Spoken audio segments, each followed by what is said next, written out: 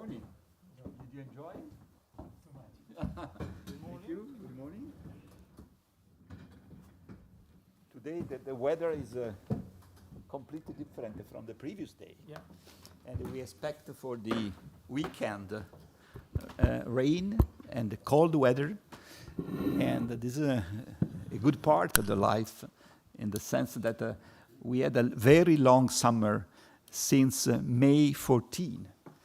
And it was very dry. We have a problem with water. Then we expect to have a normal return in terms of autumn, fall.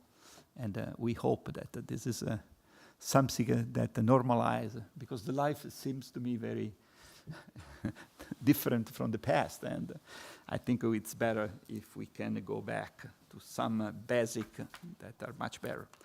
Then thank you again for the time that you are dedicating to us. I think yesterday night was very nice, the meeting, the dinner. I hope you enjoy Torino.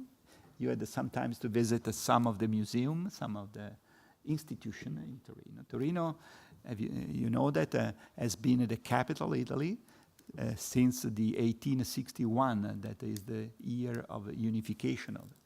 Was a capital for a short time, then they moved to Florence and then in Rome. Torino has been for a long time the Fiat city.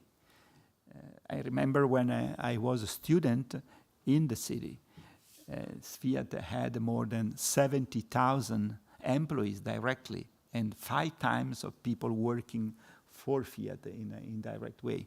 Then 50% of the city was people from Fiat. And today is a completely different. It's a city that has been transformed in the years. It's a cultural city. It's an institutional city. We have 2 large universities, the University of Torino and Politecnico, and several other institutions. And it is also the city of foundations.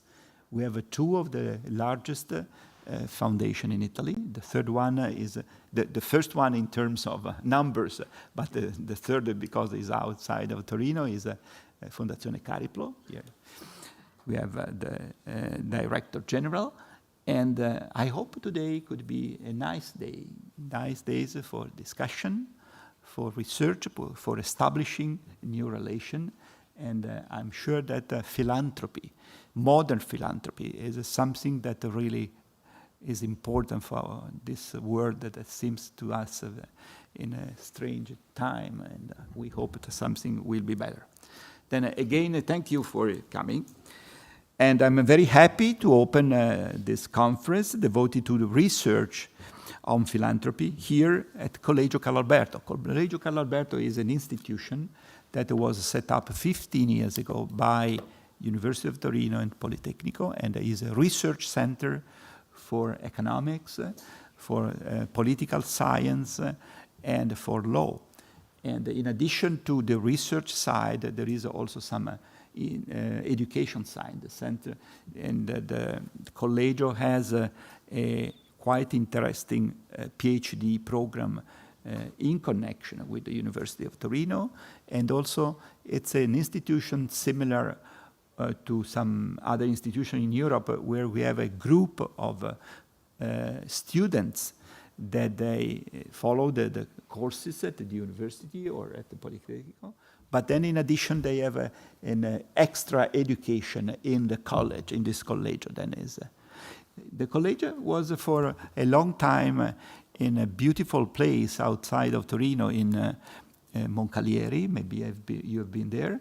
That is an historical building of Collegio Carlo Alberto that was since the 17th century, one institution for high school. And then 5 years ago, they moved to this location, and is becoming more and more an important institution also to collect culture in a very broad sense. And this is interesting, and is also a very nice think tank in Torino, and I hope you can enjoy your stay here. Then here at the Collegio Carlo Alberto and being in front of such a distinguished audience. Torino has a reputation for being a foundation city, as I said before, and we are therefore very pleased to welcome you here in the sense that Torino has this great capacity of aggregate different culture, and this is an important city for our country. First of all, I would like to thank Hurley, Philea, and ERNOP, the two European entities with which this event was conceived and organized from the very beginning. You may be aware that we were forced to postpone this event 2 times on account of the COVID pandemic and the traveling and meeting restriction it caused. It took the stamina and also a measure of stubbornness on the part of our 3 organizations not to get discouraged to give up. Viruses should never be able to hinder ideas. There are also some people who are here today whom I would like to explicitly thank for their contribution to this event and for inspiration they have been able to provide. Friends like Rian van de Gent, who has been working and leading in this project from the very beginning, and Jerry Salom. Dr. Barry Hulworth, director of ERNOP, Professor Paolo Barbetta, all of them, together with the European Foundation Center and after, now Philea, serving an advisory committee which we created to sketch up and develop this meeting. Let me also thank all the distinguished speakers and the staff that worked very hard to make this day possible. I would like to add a quick word. I'm convinced that research and philanthropy make perfect partners. The history of modern philanthropy shows it. Speaking as a foundation chair, but not forgetting my being a university professor, I believe that the foundations need a well-grounded research in philanthropy for 2 main reasons. First, having someone assessing our work in the most objective and honest way possible, and not out of prejudice, even benevolent prejudice, having someone to ask for assistance in our endeavors to improve our methods and our impact on the society. Legitimacy, awareness, and effectiveness are involved, all dimensions of paramount importance for our kind. I'm sure that these very terms will be part of your conversations today. I wish all of you today's work can prove an intellectually rewarding and programmatically fruitful experience. As to us, at the Compagnia di San Paolo, we will treasure its outcome and express the wish to continue being part of this broad and exciting discussion. Have a nice day and a very interesting discussion in all the items that you are treating today. Thank you.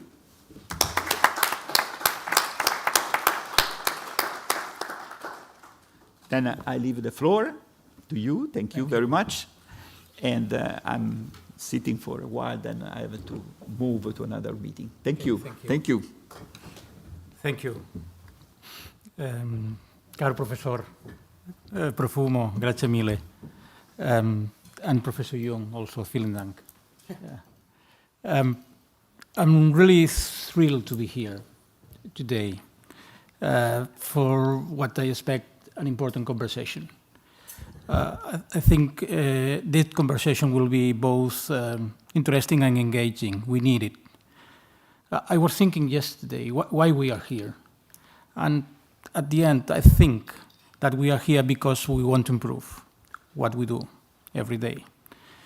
Because we don't want anymore to do only incremental improvement, but a transformation improvement. This is what I think that we are here. And research, data, and assessment is the only way to do it. And this is because, as Penelope yesterday evening told us in a very nice way, we are living also an interesting time for philanthropy. COVID-19 has changed completely, I think, the role of philanthropy and how it's perceived by the society and our stakeholders. But it's not only COVID. We face, as we mentioned yesterday, also a complex societal challenges and concurrent crisis. Yeah. I think all that stuff, in a short, is inviting us to play a forward-looking role and bringing something about our genuine transformation. Just to give you an example of this important role, the European Commission recently included philanthropy in its social economy action plan as a key partner. This has been completely new. Until now, Commission simply ignored philanthropy in the relevant papers. So I think we have to think in that new roles. But as we know, with new roles also come new responsibilities. And increased visibility has led also to a new wave of criticism on institutional philanthropy. I think we should think that legitimacy on philanthropy cannot be given for granted. But on the other hand, from my perspective, we should see criticism as an opportunity to improve. Our organization don't have the market and the competition between organizations and a way to just to see how what's better than the other. So probably criticism is our source of improvement. Probably is our way to see how we should do things differently. So we have to open our ears to hear to criticism, because probably there we have the source for our innovation, the source for our improvement. Sometimes it's hard because hearing criticism is not always easy, but I think in our case it's the only way to improve, or at least one of the most important ways. As scientists and researchers, we know that we need evidence and data to demonstrate philanthropy added value. This is the only way. It's the only way. Hence, foundations need academic researchers, not only to provide more comprehensive data about philanthropy, what it does, its size, its impact, but also to make sense of external changes and build adaptive, intuitive, and future-proof organizations. Each of us in this conference connects foundations with researchers or other way around. During today's discussions, we will talk about what opportunities and what challenges we see in foundation-academic relationship, and how to address or build on this for more effective partnerships. I wish you an insightful and inspirational conference, not only today, but the rest of the way that we have before us. So all this relationship between foundations and academia will be improved. Thank you very much.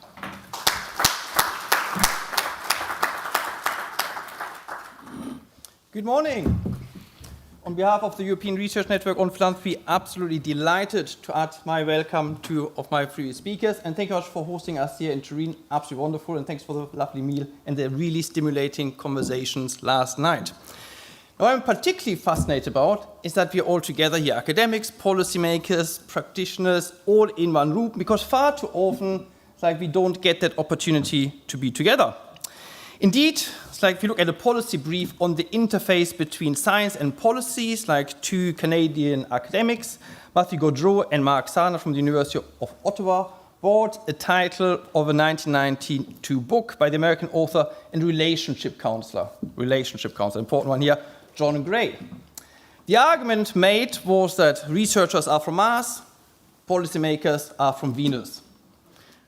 What practitioners are from must be a different planet as well, and we can decide which one. But I just like to highlight sort of like the different areas it's like we all come from and we live in. As an academic, you receive different training, you have different objectives in terms of like performing our tasks than policymakers, practitioners do. All of us, even in academia, operate under different constraints, contexts, and challenges that need to be bridged. So there's like lots of silos of activities going on. So coming together here to have these conversations today is fascinating. And I love all the ideas about criticisms, engagement, how do we move collaborations forward. But before that, it's about understanding our respective contexts. And here I think a nice analogy, and I'm borrowing from the literature on evidence-based policy and practice, is like dancing in the dark. Now we come together here as dancing partners. It's a complex move. We don't normally see like who all the different partners in the room are dancing in the dark. Any dance has complex movements, challenges. We can't see the lay of the land in the darkness, but at the same time, it's like the lay of the land influences the move of the dance. And if your dancing abilities are anything like mine, you might step on toes and bump into others as well. Now, hopefully, though, having this analogy of dancing in the dark at the outset here, it's like by the end of today, there will be more light, and we've got a proper coordinated dance movement going forward. So with that, let the dance begin. Thank you very much again for everybody who's like worked on contributing to getting today realized, and I wish everybody a thought-provoking and engaging day. Thank you.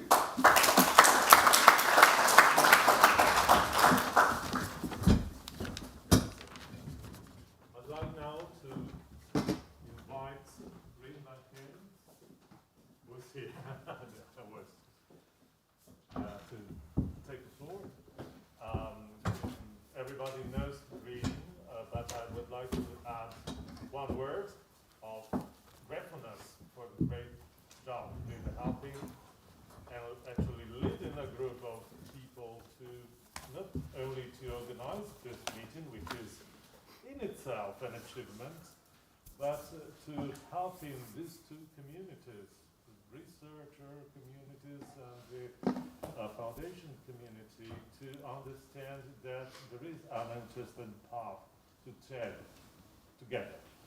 And as Angel Fonte said, we have a way before us, and certainly Ring will be part of that. Thank you very much. I would like to add also, but everybody knows that he is a wonderful human being, and many things which were achieved in this process were due to his grace and style of working. I would like to ask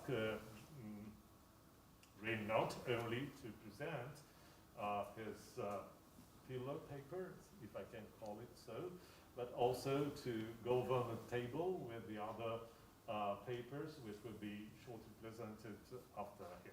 Thank you very much. Thank you very much, and good morning. It was in 2009 that I was part of a small group with Judith Simmons from Sciences Po in Paris and John Healy from the Atlantic Philanthropy Services that investigated the opportunities to improve the relationship between philanthropy and philanthropy research. We were an informal steering group inside the European Foundation Center, together with Adessium Foundation, the Pears Foundation, and ERNOP. And we commissioned a mapping and situation analysis to David Carrington. His excellent report, The Application of Learning and Research to the Practice of Philanthropy, is still worth reading. However, I concluded then that the time was not ripe for such an initiative. And this is reflected in the decision by the Governing Council of the European Foundation Center in that year, May 2009. The Governing Council said, and I quote, there was a risk that the EFC could find itself more involved than it wishes to be in this informal steering group. It could have unwelcome resource implications, end of quote. We were just too early 13 years ago. Fortunately, times have changed. With ERNOP and the underlying research centers and chairs of philanthropy and knowledge institutions, there is definitely an emerging ecosystem for supporting institutional philanthropy, an ecosystem that is both willing and capable to work for the benefit of institutional philanthropy in Europe. ERNOP has brought considerable cohesion to the scattered philanthropy research landscape in Europe, and its founder, Professor Theo Schuit, must be commended for it. I apologize, by the way, for the unpronounceable sharp G in the name Schuit, but sophisticated languages like Dutch and Arab have that. In June 2019, a memorandum of understanding was signed between EFC and ERNOP, and this is proof that times changed indeed. The memorandum of understanding states that, and I quote, EFC and ERNOP share the vision that coordinated European research and philanthropy is important to produce knowledge on this growing phenomenon in Europe. EFC believes that academic research on philanthropy can further help profile and professionalize the European philanthropy sector, increase its impact and enhance its legitimacy, and ERNOP acknowledges the need that academic output should pay attention to its practical implications. Researchers should design research projects that are rigorous and relevant for philanthropy practitioners without losing academic quality. Since 2019, there were several indications that point in the direction of both communities, philanthropy and philanthropy research, actually working in closer cooperation with each other. Philea and ERNOP started a webinar series earlier this year focusing on data on philanthropy in Europe and how we as a sector use these data. Another example is the snapshot of philanthropy research centers in Europe published by ERNOP that provides an overview of the most important research questions research centers aim to answer.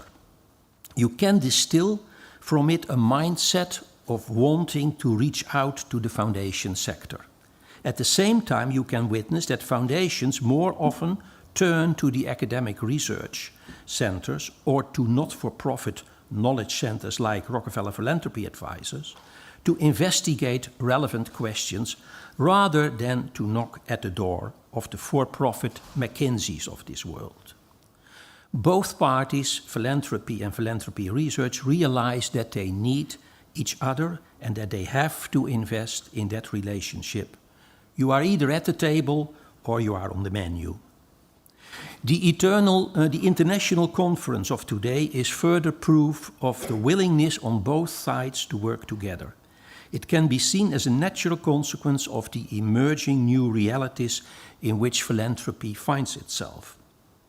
During the last decade, the importance of philanthropy, of private money for the public good, has increased. Foundations have become more relevant and want to be more relevant. Philanthropy has a big agenda. In conjunction with this, their visibility has increased. The mega philanthropists from the high-tech companies have certainly contributed to this visibility. But at the same time, philanthropy has been under scrutiny. There are questions about its relevance, about the sources of philanthropic money, about transparency of the sector, and about the wider issue of legitimacy and the license to operate of foundations. The legitimacy question, as Liz McEwen has shown in her paper, requires further research. What are the competitive advantages of private money for the public good? What is the added value of philanthropy? Research is also relevant for those foundations that want to investigate the root causes of problems before embarking on their policies of grant-making and social investments. The need and the wish to take a holistic approach to problems foundations want to address requires research of an interdisciplinary nature. Issues of impact evaluations, as outlined by Giampaolo Barbetta, require further research. The relations with grantees and ultimate clients, as already investigated by Volker Ten, requires a further longitudinal analysis. Disruptions like COVID-19 and the Ukraine war require foundations to go back to the drawing board for self-reflection that can be enriched by appropriate research.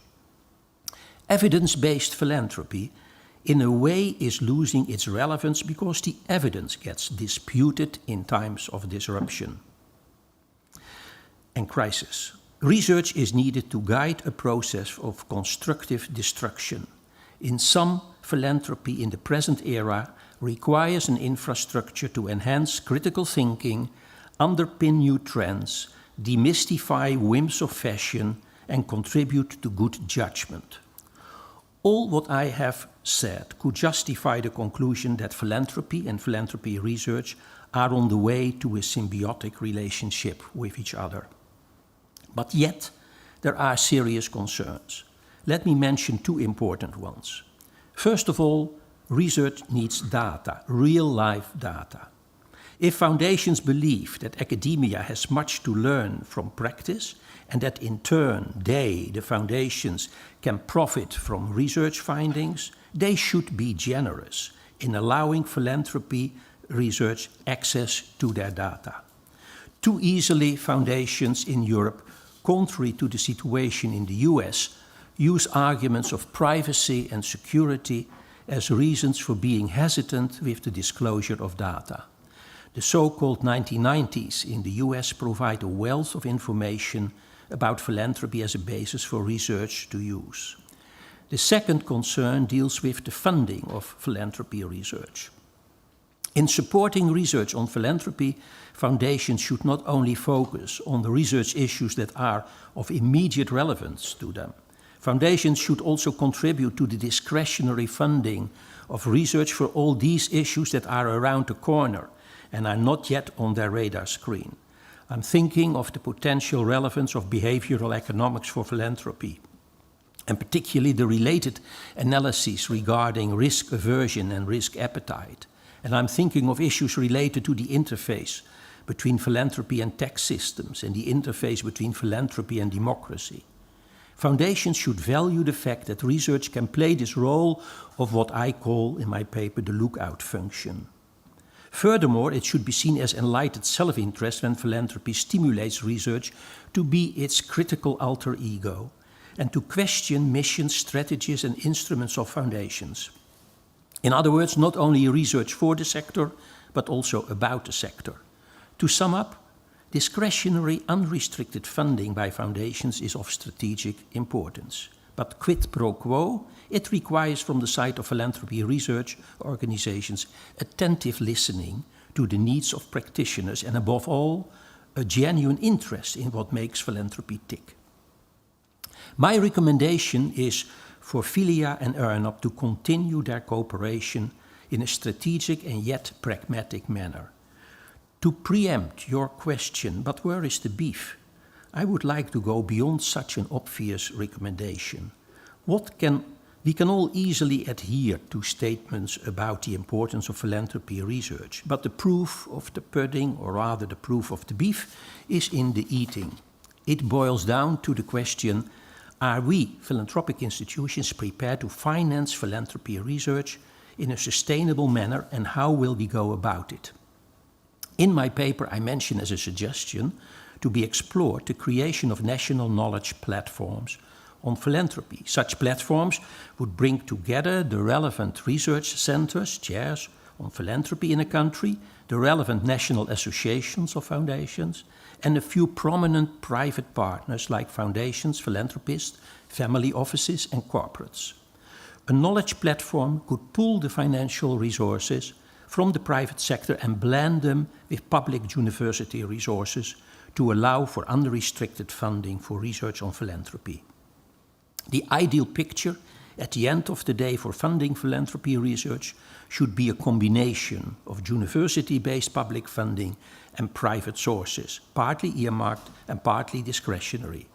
In my suggestion, it is essential that universities also contribute financially to this joint ticket.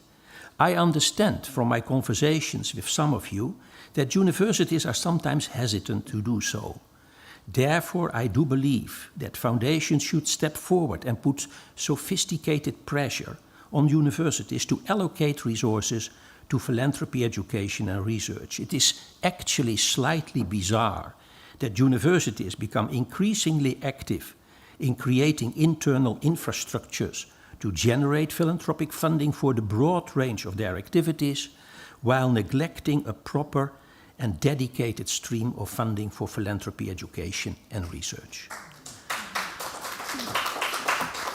There will be certainly arguments why my proposal concerning knowledge centers are neither feasible nor desirable. All I can hope for is that the thinking behind such a proposal will inspire you to think about alternatives addressing the same objectives. Because more than ever, practice requires relevant and profound research, and vice versa, research can benefit from access to real-life data and experience. Thank you very much.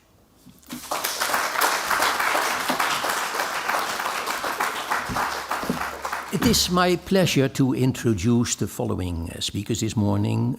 We have 5 papers that will also be published in proceedings later on. There is a particular order. I would like to ask first René Becker, Professor of Philanthropy in the Free University of Amsterdam, to take the floor. René.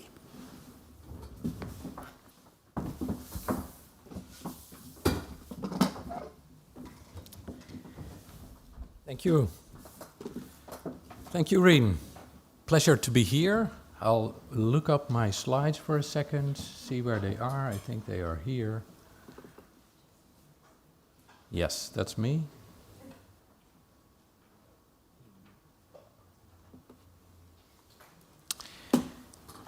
It is very good to be here. I looked back at the beginnings of EarnUp, and we started in 2007, and our ambitions are pretty much the same. But where have we come? Invited by one of the most significant foundations in Italy, and with a community of practitioners and researchers together. So I'm a professor of philanthropy at the Vrije Universiteit Amsterdam, and I'm the research chair of the European Research Network on Philanthropy. This is how we think about philanthropy. It's private contributions for public goals. Where do those contributions come from? Ultimately from individuals, corporations, and foundations on the left. Those are the donors in the first column. It starts with people who care about a better world, a sustainable future, eradicating poverty, whatnot. Commitment to the public good. That's the philanthropic spirit. The philanthropic attitude that we all share as humans. It depends on the infrastructure of a country, of tax facilities, of public values, of democracy, whether those willingnesses to give actually translate into gifts, and whether those gifts are actually working. The gifts go to intermediary organizations, third sector organizations, we call them, not to avoid the word philanthropy, but philanthropy sometimes has a connotation that is not always good with others. So it's a separate sector of organizations in addition to the market and government. Private organizations, you could say, but for a public purpose. Then we go to the right. Eventually, the activities of those organizations, the programs they run, help create progress, make us better at the national level, at the local level, but hopefully also at the global level. Those macro outcomes are very difficult to attribute to the individual actions of those third sector organizations, as Gianpaolo will explain later. And if you put the bar very high, it is even impossible in a strictly econometric sense to identify causal influence. But we can still observe change in hopefully a good direction. And that's what I would like to propose that we do with the data that we can gather and analyze. Rien has rightfully said that the two problems right now are on the left and the two solutions are on the right. And the collaboration starts here today. I'm glad. The UNOP is now a huge organization. If I look back to the beginning with just 4 people in Amsterdam at the table, Theo remembers 2 countries represented. Now we have members in all countries of Europe and beyond. And we have amassed expertise on pretty much every aspect of philanthropy and neighboring topics and disciplines in a multidisciplinary group from all disciplines. This is the current board, 5 people from different countries, Western-oriented, but here are our institutional members, and we reach over to the entire European continent. If you're missing, this graph was made about 1 year ago, so Barry knows that it might be even more connected now. Of course, you need data to know how you're doing as a foundation, as a country, as a world. You cannot improve what you do not measure. Or without data, you're just another person with an opinion. We also know from management literature that what gets measured gets managed. So once your contribution as a foundation is in a ranking, there will be pressures to do better. If it is not transparent and nobody knows what you're doing, there's no pressure. How are we doing? In an ideal world, we would say, as philanthropy researchers, we have a complete picture of entire Europe in terms of where money and contributions, investments come from which parties, to which causes, and those numbers are accurate and exhaustive. That's the top level, the green color of this map. This is the situation for the best section of philanthropy that we currently, well, not currently, that we had in 2013 when we did a feasibility study of looking at available data sources on giving. And the most significant source of giving in Europe, as far as we can tell, is individuals and households. In some countries, like in the UK and in the Netherlands, we have a pretty exhaustive picture of what individuals or households give. But that doesn't go for many other countries.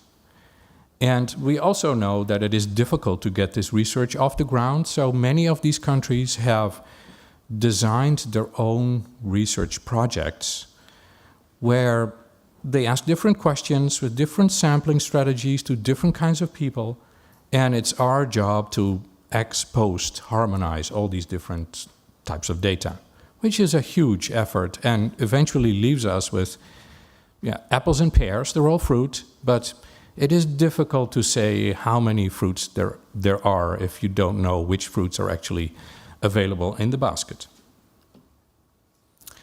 This is what happens at the level of bequest giving. Some countries know a little bit about bequests to charity, and the UK is one of the countries where the situation is pretty good, but far from green, and in most countries we know next to nothing. But still, this is a significant source of contributions to charities, the money people leave in their wills. Corporate giving. Again, just a few countries in green, most other colors. This is your world of foundations. And look at the number. We could ascertain an amount of at least 16.8 billion in foundation funding to charitable causes in 2013. That's 10 years ago, almost. Since then, we have no new numbers. And it required a lot of volunteer effort to acquire these numbers and harmonize those.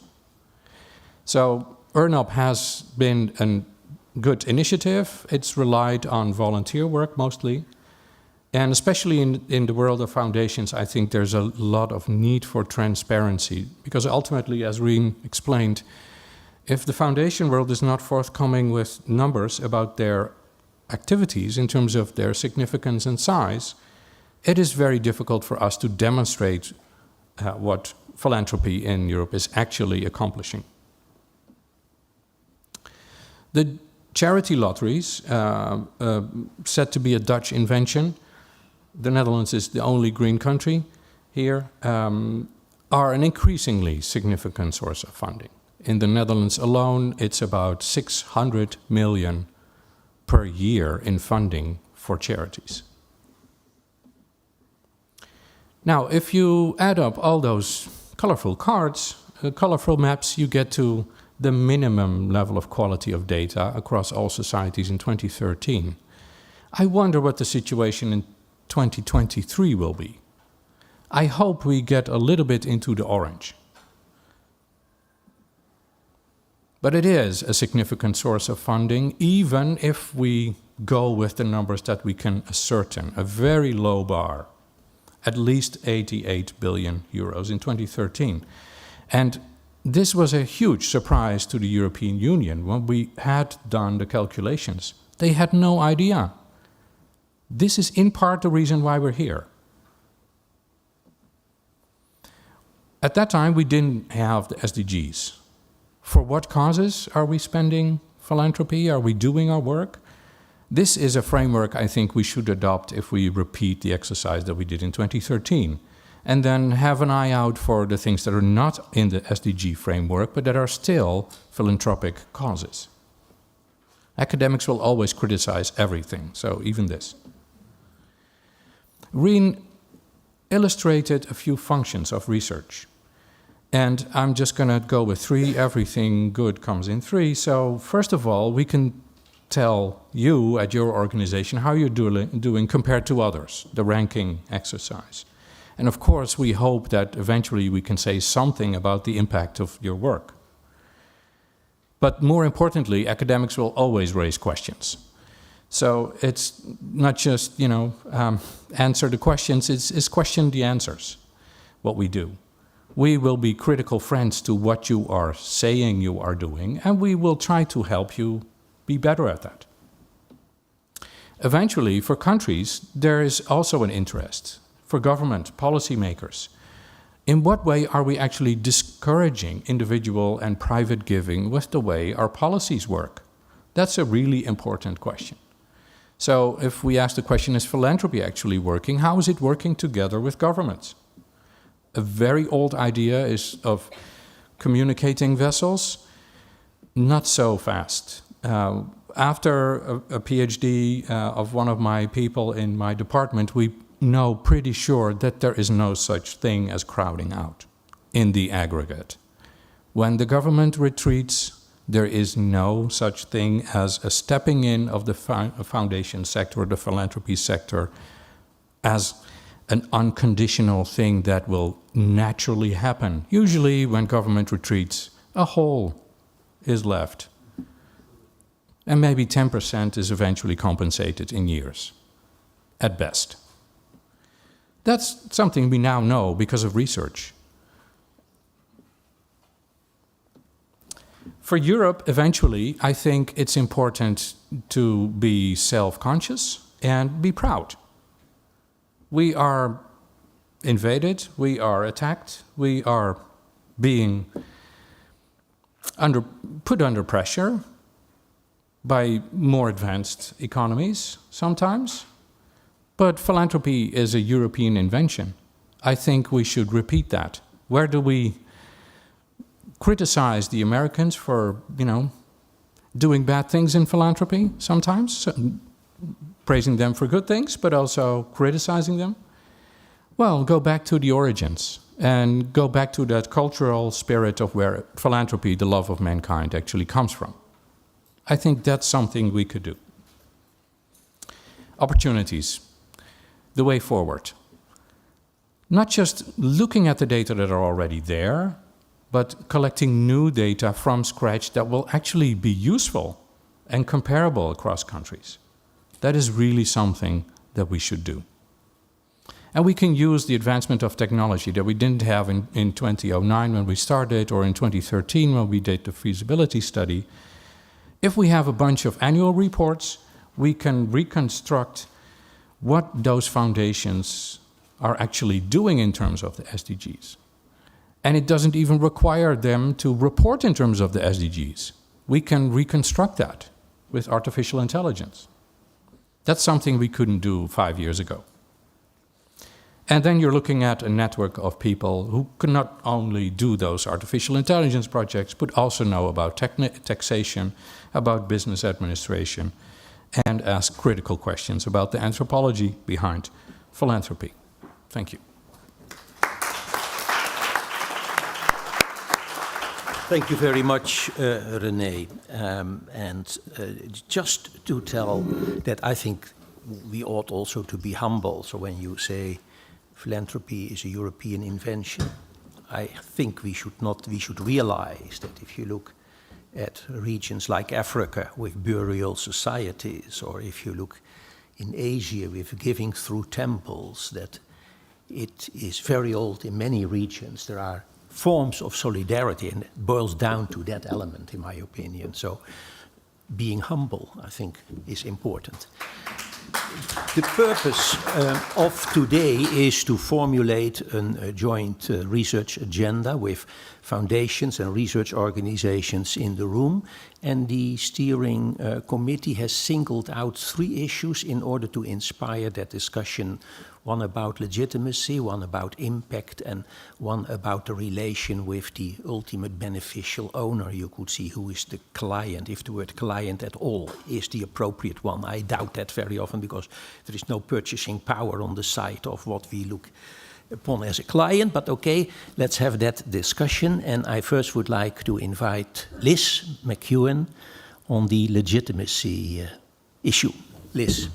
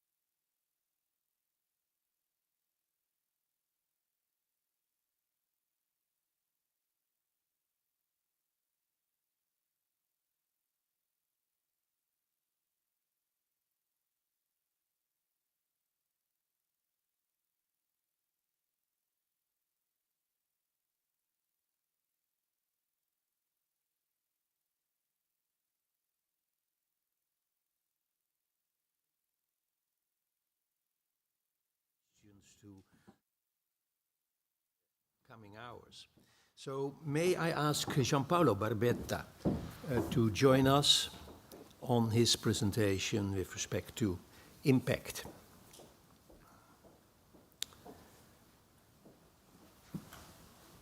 Gianpaolo.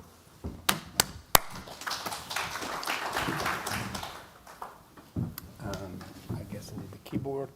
Okay. Thanks a lot.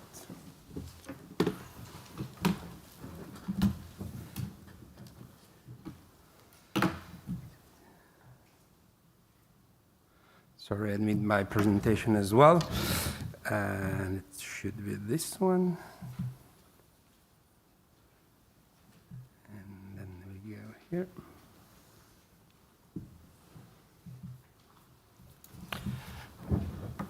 Good morning, everybody. Thank you for inviting me. Thank you, Reen. Thank you, Marco, for being part of this crew. And I apologize with the friends who heard this presentation several times over the last 20 years. I have a few ideas, and I keep telling them around. But this is the first time with a face mask on. Okay, you're right. I can take it off. So. Thank you so much. Well, the idea is to investigate the relationship between philanthropy and impact, and I will briefly, hopefully, touch a few issues. I will start with definition, what I mean by philanthropy, what I mean by impact, and then the main question I would like to address is, should foundation estimate impact? Is this a reasonable task for them? The answer would be, it depends. It's not necessary. It depends on what role they want to pursue, what are their strategies. Then the question of impact raises an issue of legitimacy, as it has been mentioned by the last presentation. And most of all, estimating impact is a complex task. And so foundation should be aware of the different steps they have to go through if they decide to go in that direction. But that might be quite interesting. It might be their mission for the future. I guess I will talk about 45 minutes. When I talk about philanthropy, I want to focus exclusively on organized philanthropy. I'm not talking about individual philanthropy. I want to focus on the model of the grant-making foundation, organized with an endowment, with income used to support the common good. When I talk about impact, I adopt the counterfactual definition of impact. I think it's the only one we can adopt. It's the common sense definition of impact. Impact is the change in the state of the world, measure somehow the change, the modification of an outcome variable that occurs because a specific action has been taken, and that would not have occurred if that action had not been taken. When we talk about impact, therefore, we talk about the causal link that exists between an action and the change in the world. It's not simple correlation. It must be causal. We must say that if the action doesn't take place, the consequence is not there. What is the problem with this definition of impact is that we can measure whether the world has changed when an action has been taken. We can measure the different level of the outcome variable over time. We can measure the factual. But we cannot measure what would have happened to the world or to the outcome variable if the action had not been taken. We cannot reframe, we cannot rebuild the world. We cannot measure impact. There's no way. This is no reason for pessimism, nonetheless. Over the last 50 years, the new science, let's say, of causal inference has developed methods that enable to estimate impact, not to measure. We cannot measure impact. There's no way to do that. Estimation of impact can be done when actions involve several persons or several units or several organizations. There is no way to measure impact on individuals. This is the reason why I will not address the question, which is quite frequently heard out there, for measuring the impact of Foundation X. This cannot be answered rigorously. Nobody knows what would have happened to the state of the war had Foundation X not existed. We have a lot of discussion on this issue on Monday morning in Italy, and everybody asks, what would have happened if Vlahovic had played the match? Juventus had probably won. This is counterfactual discussion, in fact, but is not the question I will address. Every one of us has an opinion, but this is not it's not a feasible answer. It's not even much interesting. Who cares what's the impact of a single foundation? The question I would like to address is, should the foundation invest time and money in estimating the impact of their action, program, initiative, grants on final recipients, individuals or organizations? Or should they save the money they devote to evaluation to increase the resources they have to fund their core activity? In my opinion, they should do that, but there are several complexities. The state of the art, so far as I understand, is few data are available, but the feeling is that most foundations are pretty much busy right now discussing the merit and disadvantages of impact evaluation, but only a small number of them are actually estimating the impact of their action systematically. Is it good or bad? It greatly depends on what foundations are for, on the social role they want to play, on their strategic vision, or on their specific activities. In a very sketchy way, we could say that in an oversimplified model, foundation role could be different. Such institution could play a charitable role.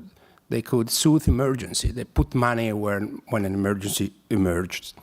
An advocating role. They could advocate for some citizen rights. A developmental role. They could increase the scope of welfare, cultural, educational, environmental research systems. Or they could play, as they often claim doing, an innovative role. They could experiment with new answers to cope with social programs and unmet needs. Well, my feeling is that estimating impact is not crucial, not even relevant, for foundations playing the charitable, advocating, or developmental role. They and we, most likely, know what is good and what is needed in different situations. And what is good and what is needed is often money, that's all. On the contrary, estimating impact is crucial, necessary for foundation playing the innovative role. Innovating social, cultural, and environmental policies without assessing impact is useless. It's useless because some self-style or self-declaring good practices not adequately investigated have proved ineffective and sometimes even harmful. We do have some examples of well-measured, well-estimated impact proving that some interventions were harmful to beneficiaries. It's hard to understand and accept when you are doing good, but it happens. It happens because it's not our fault. It's not our own responsibility. We act in a strategic world where our action interact with others' people's will and actions. I believe that because of their structural characteristic, they are endowed, they are independent from owners, markets, and the ballot box, foundations have a comparative advantage compared to other players in pursuing innovation. They are in a well-positioned, they can take risk without risking too much. And consequently, they should have responsibility for estimating the impact of their projects. Why do they have a comparative advantage? Well, because when policies or interventions do not deliver as promised, that's a hell for politicians, for non-profit organization, or for market organization. They are not re-elected, they go bust, and they lose their reputation. Foundations risk less undertaking the risky activity of pursuing innovation. They don't need money from other people. They are not subject to the ballot box. There is a problem. Why then foundations are not estimating the impact of their activity? It could be that the question of reputation is crucial. Could a failure and negative impact estimation of their activities reduce legitimacy of an organization? If so, it could happen, as Helmut Annayer and Diane Litt underlined, that the so-called benign fallibility syndrome could arise. It is in the interest, as they say, of both grantor and grantees to be economical, let's say, with admission of less than desired outcomes. This could be true if foundations continue perceiving themselves as problem solvers, their role being the role of people who solve problems and improve the condition of individuals or societies. I do believe that this should not be their role, their main role. Given their characteristic, they should probably act as knowledge developer rather than problem solvers. Their role should be that of learning what works and what does not in problem solving, not solving problems. It's out of their task and their possibility. That's at least in my opinion. Therefore, they should estimate impact, but estimating impact is a difficult task. It requires two main starting points. The first one, they have to develop a clear theory of change. We should know what specific problem we want to address. We want to declare a change that we pursue, which indicators should change because of the action we take. Foundations should define a precise strategy and a protocol of intervention and should undertake the actions aimed at solving the problem. But even though they have a precise strategy, they develop indicators, this is necessary but not enough, not sufficient. In order to estimate impact, they have to determine the existence of a causal link between the intervention that has been deployed and the changes that we observe out there in the state of the world. And this link cannot be estimated by simply measuring the difference in the outcome variable before and after the intervention, or between those people, those organizations who took part in the intervention and those who did not. These two measures that are often used to estimate impact can be biased. Can be biased because several other things might have changed together with the foundation intervention. Could be biased because individuals who took part in the intervention were intrinsically different from those who did not. And so we cannot compare and say that the difference we see after the intervention depends on the intervention because that difference was there earlier. Luckily, there are several methods that could be used to estimate impact. And the recent Nobel Prizes in economics in 2019 and 2021 to Banerjee, Duflo, and Kramer, and to Engris, Card, and Imbens show that something can be done. The two most relevant techniques that can be used are randomized controlled trial on the one side, and on the other side, several and different quasi-experimental approaches that are now available. In my opinion, foundations should put more effort in this direction and should work together with the research world in undertaking these activities. Going to my close, is there a mission for the future of foundation? Foundation can take the risk of innovation. Innovation needs rigorous evaluation. Therefore, that's my opinion. This is not research. This is something in between research and practice. Foundation should specialize in supporting systematic evaluation of private and public policies aimed at pursuing the public good. They should produce evidence on what works in addressing problems, crucial for the well-being of society. It's a sort of public good. It's something that anyone can benefit from. This could start what I generally call a virtuous policy cycle that gives each institution its own role. Foundation produce knowledge and experiment on smaller scales, the only scale they can address.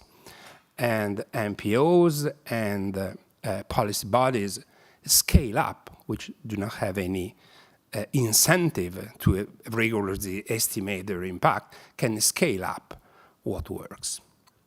Thank you for your attention. Thank you, Gianpaolo, for a thought-provoking presentation, although it is your 20th time that you do this. It's fantastic.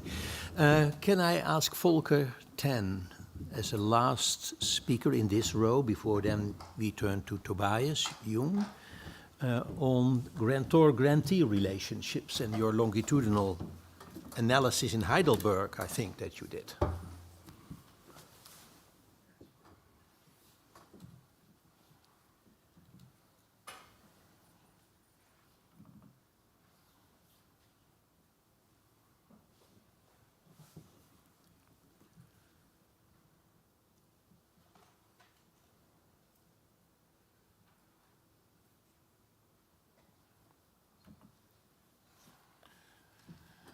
Now, dear colleagues and friends, thank you, Angel, Delphine, Alberto, for hosting this conference, for convening all of us to an exercise of which I feel myself that I have two hats on and I have to decide which hat I should wear at which moment.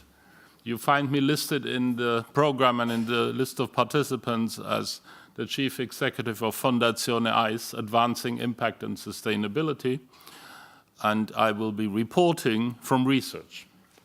Research that was done in my past capacity as Executive Director of the Center for Social Investment at Heidelberg University, and that work that is now continued by my colleague George Mildenberger at Heidelberg.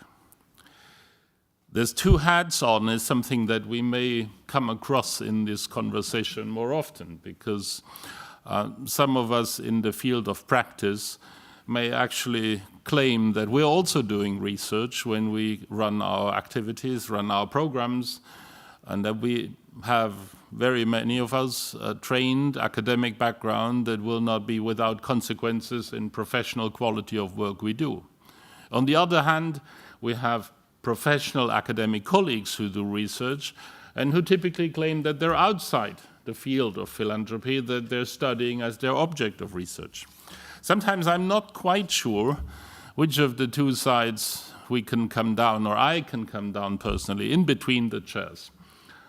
It occurs, for instance, when you talk about time horizons and what is short-term activities, what is mid-term considerations, and what is long-term strategies or approaches. And then some of us might think of short-term being 3 to 5 years, mid-term being 10 years, long-term being 20 years. And some others among us may fall into despair because they see an immediate need of societal problems or environmental challenges and would argue short-term is the first year, midterm is the next 2, and 5 years is long term. And after that, everything is beyond our control. And whatever strategy we may try will be a futile exercise if it is planning for such a complex world as we're in for 20 years' time. It's the challenge of action. We're turning around the picture. I have been invited to address the perspective of, as the title says, of grantees and ultimate clients, and I have been struggling with the title. Reen already alluded to the fact, do foundations have clients?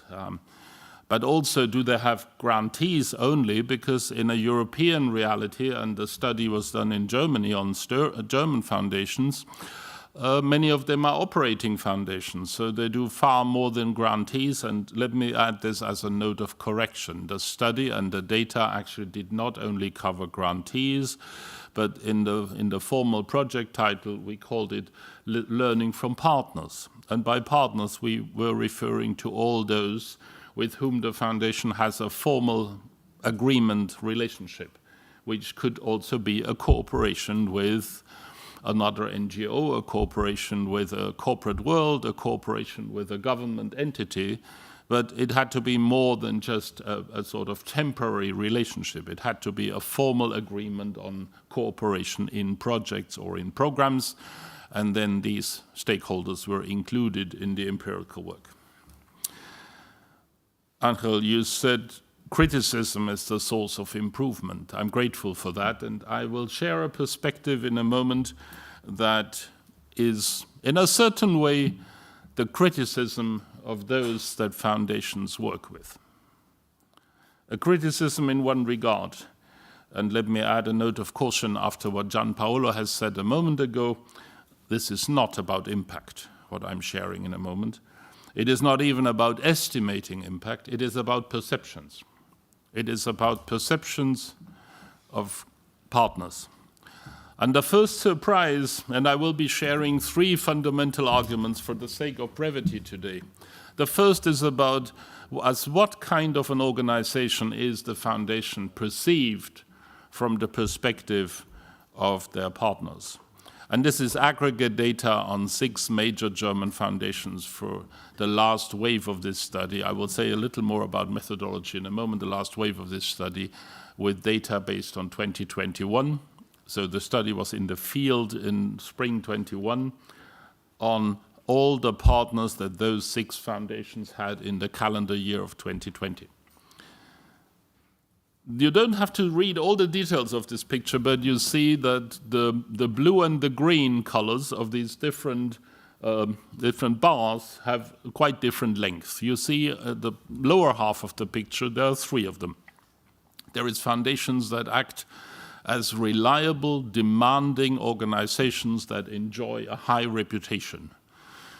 And those bars are the longest. This is the cluster of what, first of all, partners perceive foundations to be.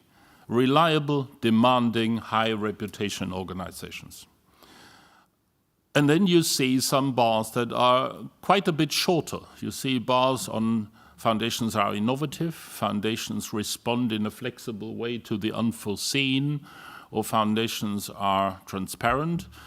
The next 3 bars above in the upper half of the picture, and they're shorter. And the blue and the green always aggregate people fully agreeing or people somewhat agreeing. And you see that in this 2021 situation, this agreement on transparency, innovation, and flexibility was less, and especially on flexibility, it was pronouncedly less than on the other 3 categories. So it has consequences.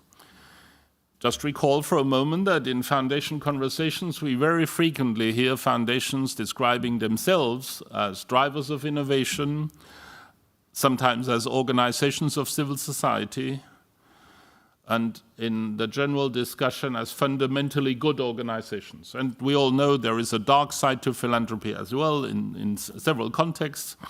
But fundamentally speaking, let me take up those 2, drivers of innovation and organizations of civil society. And you realize the partners emphasize a slightly different picture. They emphasize the reliability, they emphasize the reputation, they emphasize the demanding nature. So foundations are organizations that it is not easy to get the money from. And if I look at this picture in a time horizon, it gets more complex now, but again, it's not about the details, it's about the developments in long term. We have been doing this study in 4 waves every 3 years. Admittedly, with a slight limitation on comparability, because not always exactly the same foundations and exactly the same partners were responding to the survey. But just by way of exemplification, I'm sharing here the comparison between the 2015 wave and the 2021 wave, and you see that the gap has narrowed. In 2015, the remarks on flexibility and innovation were even lower than in 2021. And I could in a certain way argue the gap has been closing. Foundations have managed over this period of time, and if we go back to the 2012 data, the difference is even more pronounced. Foundations have managed to be perceived as increasingly flexible and increasingly innovative by their partners, but there still is a gap that, depending on the individual foundation, is in the range of 20%. 85% approve with the high reputation reliability cluster, and more like 60-65% approve of the innovation and flexibility cluster. So there is a fundamental difference in perception. So much on the drivers of innovation, but let me move on to a second argument, and let me move on to that second argument with a background of the benign perspective that those partners generally have on foundations. If you aggregate their general rating of the partnership and aggregate the very good and the good responses, you're at values above 90%. So generally speaking, partners very much ascribe a very positive perception to the foundations they work with. And of course, you could say, what else would you expect from partners that are depending on foundations' money? But let me remind you, it is a study that is done as an online survey in a fully anonymized survey approach. So partners do not have to fear that any of their ratings or any of their responses might communicate to the funding arm that feeds them. And in addition to that, the study is based on very high numbers of respondents. We have a full survey. It's not a sampling approach, but we have all the partners of these foundations in a given calendar year.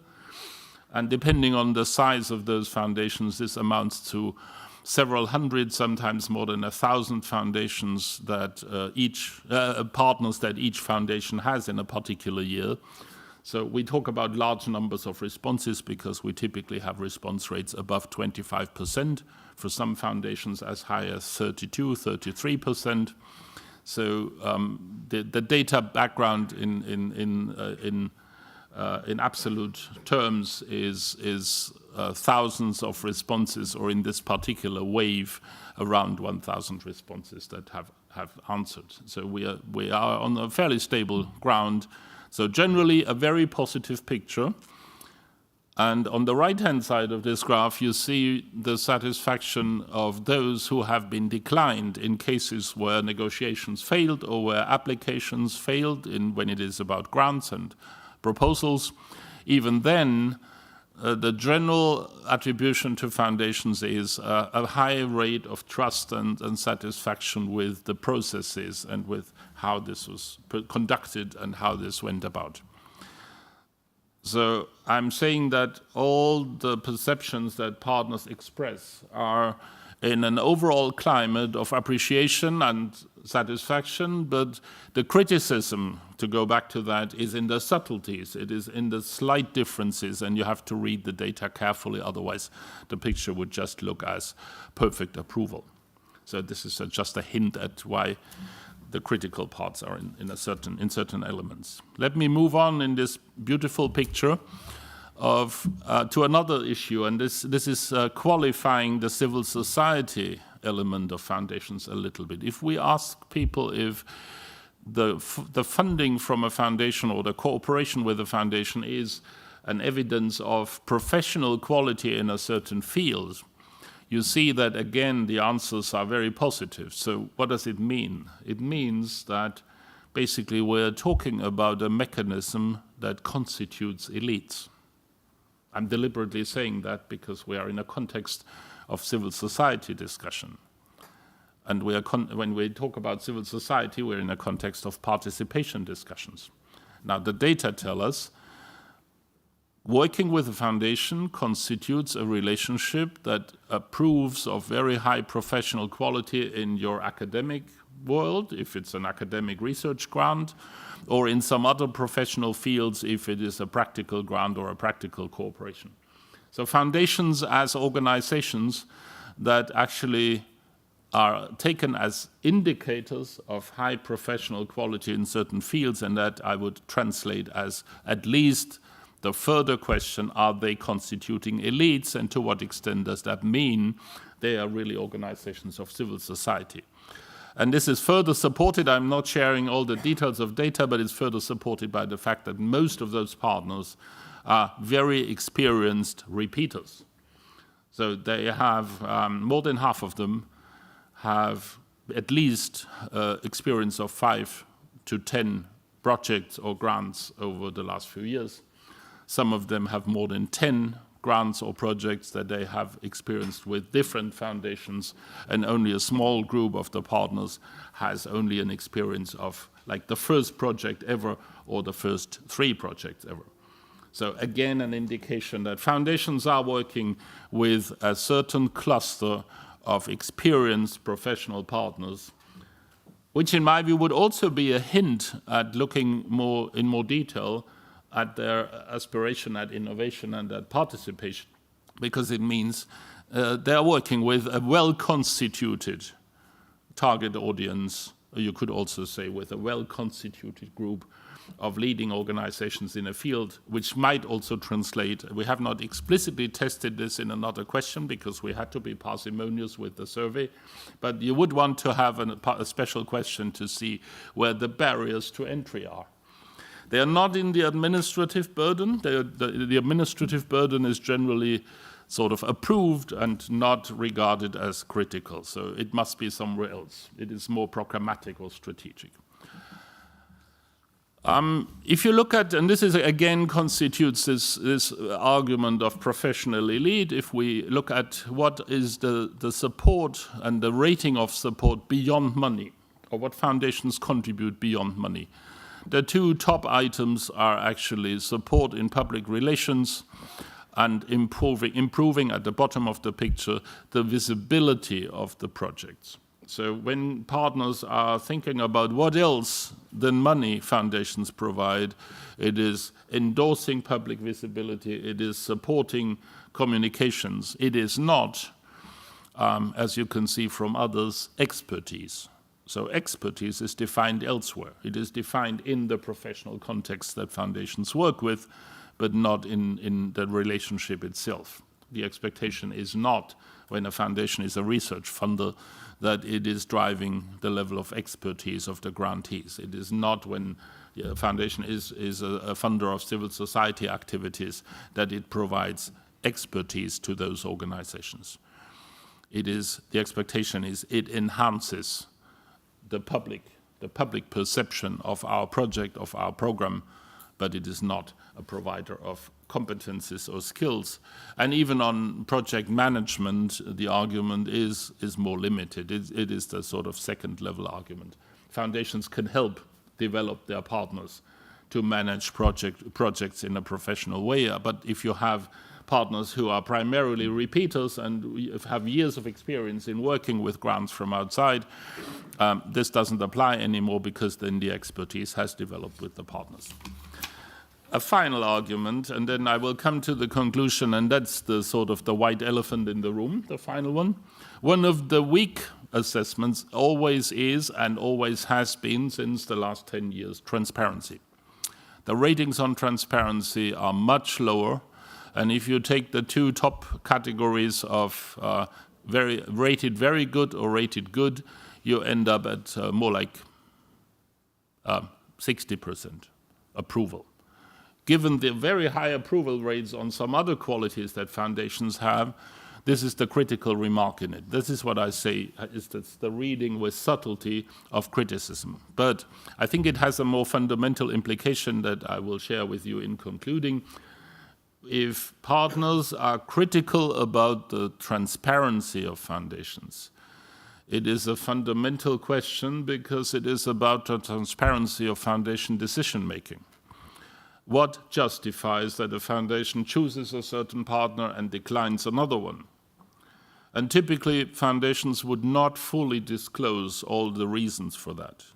Whatever programs they have, whatever assessments they would have peer bodies for reviewing, they would have councils or advisory boards for reviewing, they would have expert teams for reviewing.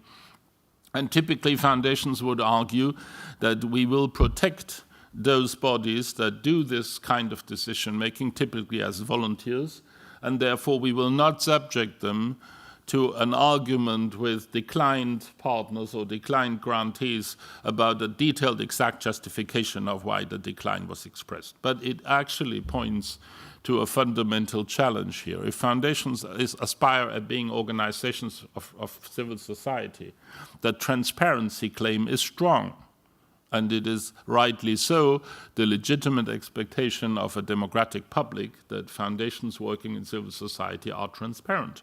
On the other hand, it is in a very clear and obvious conflict with the autonomy and independence of foundations as a private entity, which connects to the risk-taking situation. If you expect foundations to be fully transparent, you are definitely excluding a lot of delicate activities that could be subsumed under the risk-taking category that would not be possible if you expect to be conducted in full transparency. I mean, let me be frank and practical. If foundations support civil society, underground organizations in Russia or in other countries in transition, and this was confronted with demand for full transparency, it would be the end of this kind of work, or it would put those people involved in it as very high personal risks. So you realize that the claim for transparency in the work of foundations is actually leading to a dilemma. If they are organizations of civil society, they will have to confront this argument repeatedly. If they are specialized on high risk and on what others may not be able to risk or which may not be able to be conducted under the auspices, for instance, of public policy and parliamentary control, but needs private autonomy, then the transparency has limits. And it is rightly so that in constitutional terms, foundations in this capacity are protected as autonomous private organizations. So I'm concluding in saying partners are aware of these delicacies. They are expressing them in a careful way, and we also see that in the whole picture, partners are reflecting on a foundation strategy carefully.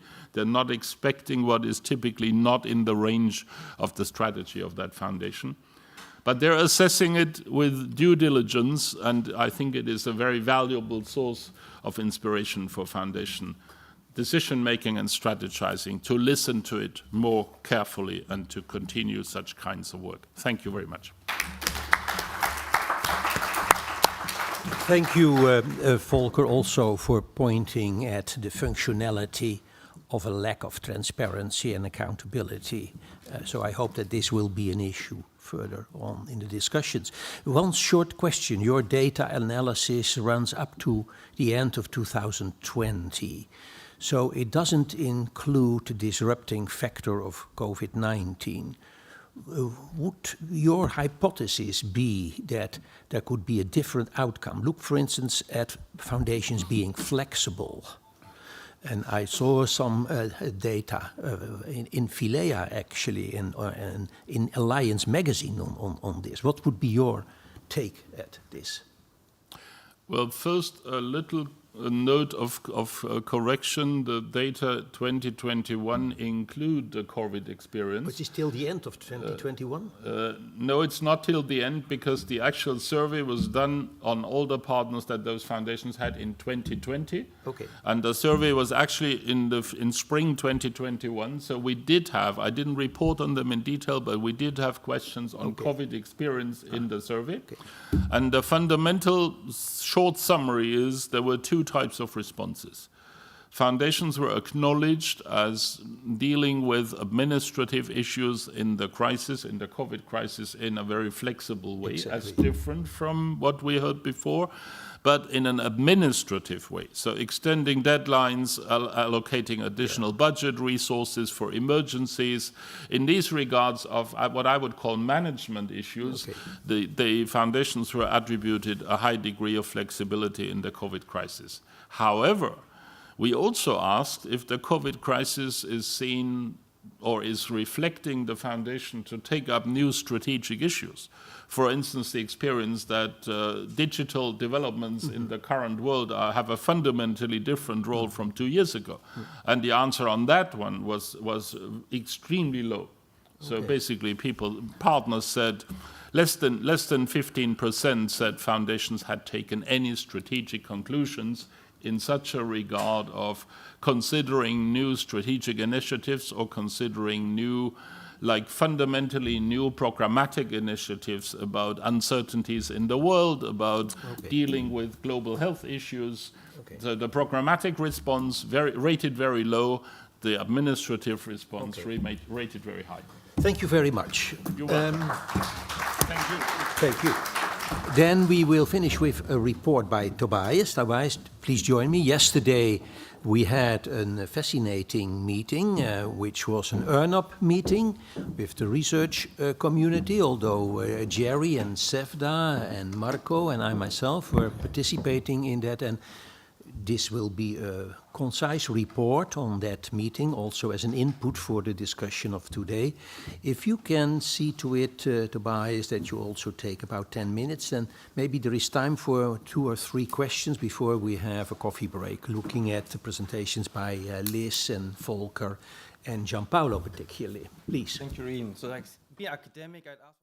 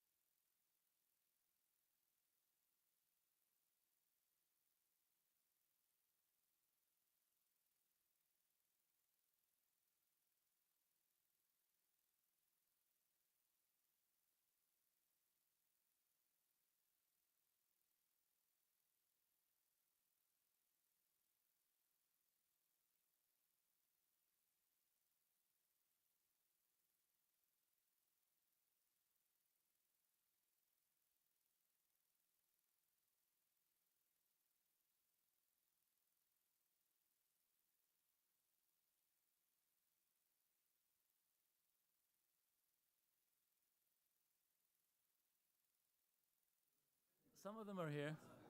They're hiding. You made them. You terrorized them. I didn't terrorize her. You did.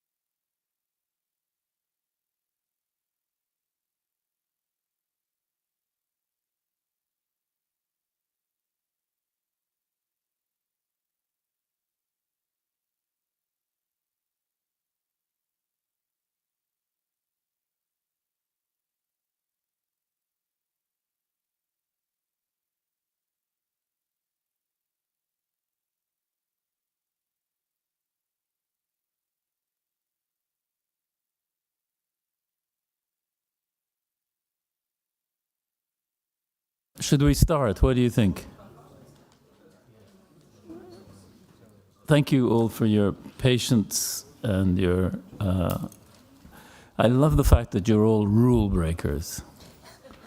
Okay, because if you look around the room, just look around, all of you are rule breakers. You're not wearing your masks. I don't care, but I'm just telling you that you're not wearing your masks. And I think foundations and we have overachievers over there. Sorry, some people are wearing their masks. Okay. My job is to just be the gatekeeper or the traffic cop at this point, and essentially we've had our one chance. Everybody listened very carefully this morning to, I think, 5 brilliant presentations, and then we went into our different groups to raise what was prominent on our minds. And I sat in on each of your sessions and found them exhilarating. They were very different from each other, but they weren't different because of the facilitators, or it was the size of the room and the shape of the room that mattered. So we had one session which was a free-for-all, people sitting on desks and very relaxed, and we had another one that was a little bit like the Last Supper because of the way the table was set out. And then we had 2 others that were essentially determined by the size of the room and the fact that the chairs couldn't be moved.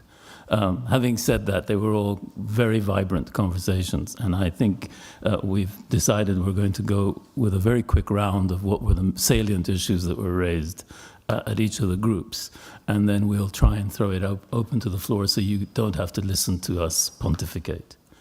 With no further ado then, I'm going to go straight to Carola, which was group number 1. Okay.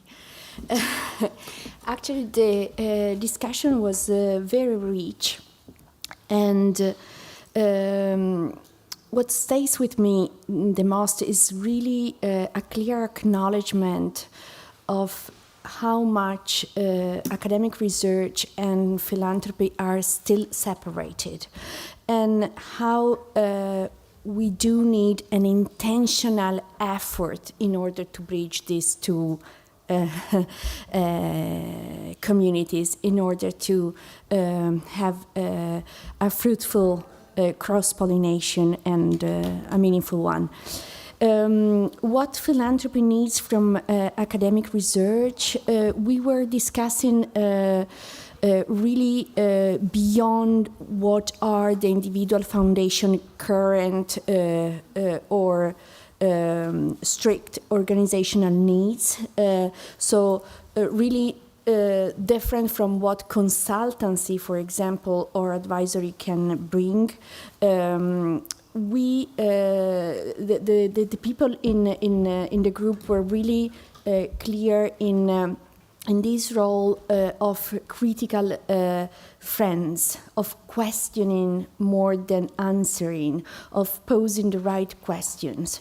Too many times foundations and philanthropy can be a bit navel-gazing or celebrating the success, the good ones, as also the speaker this morning clearly said, and so that was something that was there.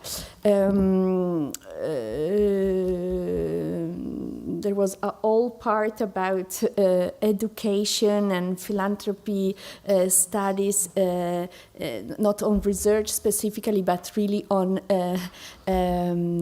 education, and not taking for granted that philanthropy is something that can be done like improvising, but that was on the other side. Then we were discussing maybe more what academics research needs from philanthropy, because in the group most of the people were from academics.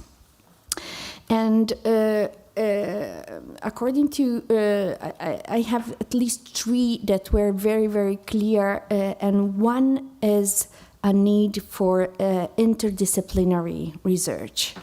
That is something that is not guaranteed, that is not in the functioning of research in Europe at stake. So at the moment, European academic research is still very much on disciplines, and so there is a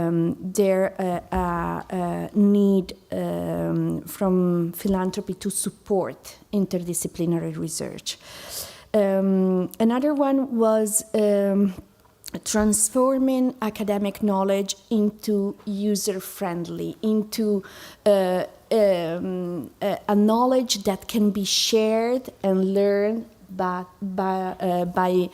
the citizens of Europe, and not staying only in the academics. And we ended also with a note on funding also diversity, gender equality. So many European countries still have problems, huge problems in terms of diversity and gender equality in academics. And so that was another interesting point that we raised. Thank you.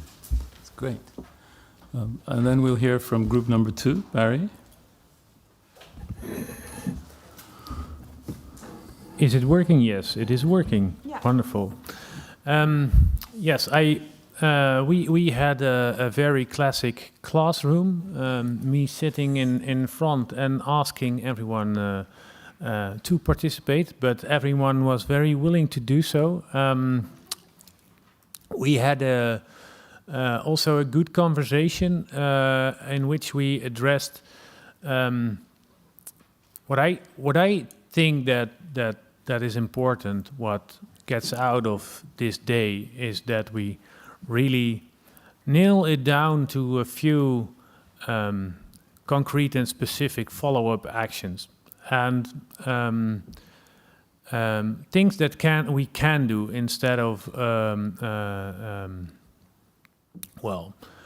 of course we need the mark at the horizon, where we go to, but what can we do in the years ahead? And one of the things that we discussed is the need for a common language. And occasions like this are a very good starting point for developing this common language. There is already a lot out there on language, with the way we talk about foundations and philanthropy. We can, as an academic community, we can build on that. But then it comes down to the practitioners also making use of the same language, if we are as academics to provide it to them. Secondly, and this is also related to the definitional question, is the aspect of legitimacy. That resonated a lot with the participants that were in my group. And it's closely connected to the way we define philanthropy and the way we define foundations. So, yeah, that are the two things we would like to bring forward. And of course, I mean, if you ask a group that is such diverse, which are the topics you would like to bring forward, then you can go in any direction. So we will leave that, perhaps the participant in my group, if they really want to express themselves about that, please share. But I do want to say just one thing on what came out of our conversation is how to create to continue our conversations, and that was, we all agreed that there is a need for so-called safe spaces, informal meetings where we can get together and really look each other into the eye instead of, providing the lip service. So that was it. Thank you. Thank you so much, Barry. Thank you. So we go to the third group. We're trying to keep this very succinct, so please be ready to come in with your questions and your additional points. But Olga, please. Thank you. Before I start, I want to thank the organizers, Ernop, Filea, and Companhia de São Paulo, for such an incredible event. It's a needed conversation. It's a very interesting conversation. And I want to thank my two co-panelists on the left for shaping and framing the breakout groups and this session. So I really appreciate it. My group was the summer camp for academics and practitioners to come together.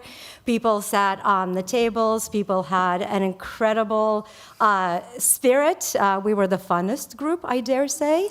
But I also want to I want to thank all of my fellow group participants for their candor and generosity of spirit, and for really some incredible thinking around these questions.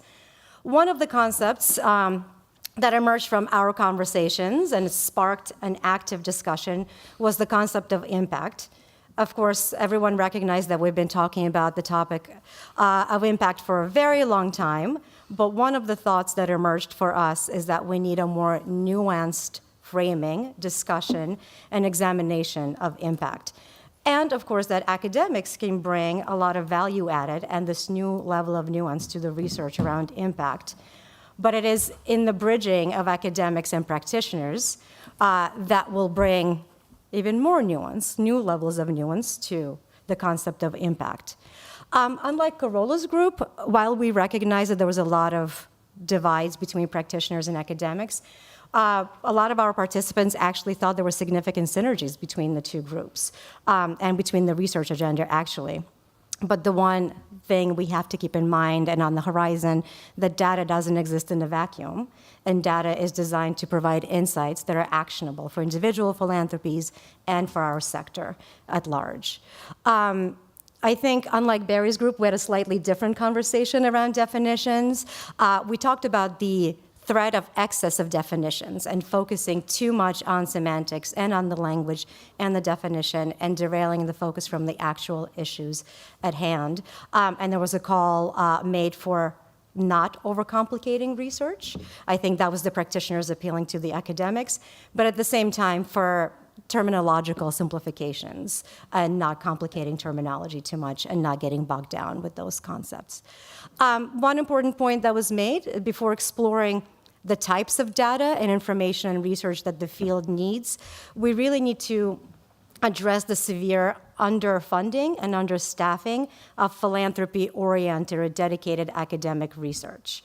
And flexible support akin to the Genius Award is needed in order to spark innovation in academia and provide flexibility for academics to engage in practice-driven research.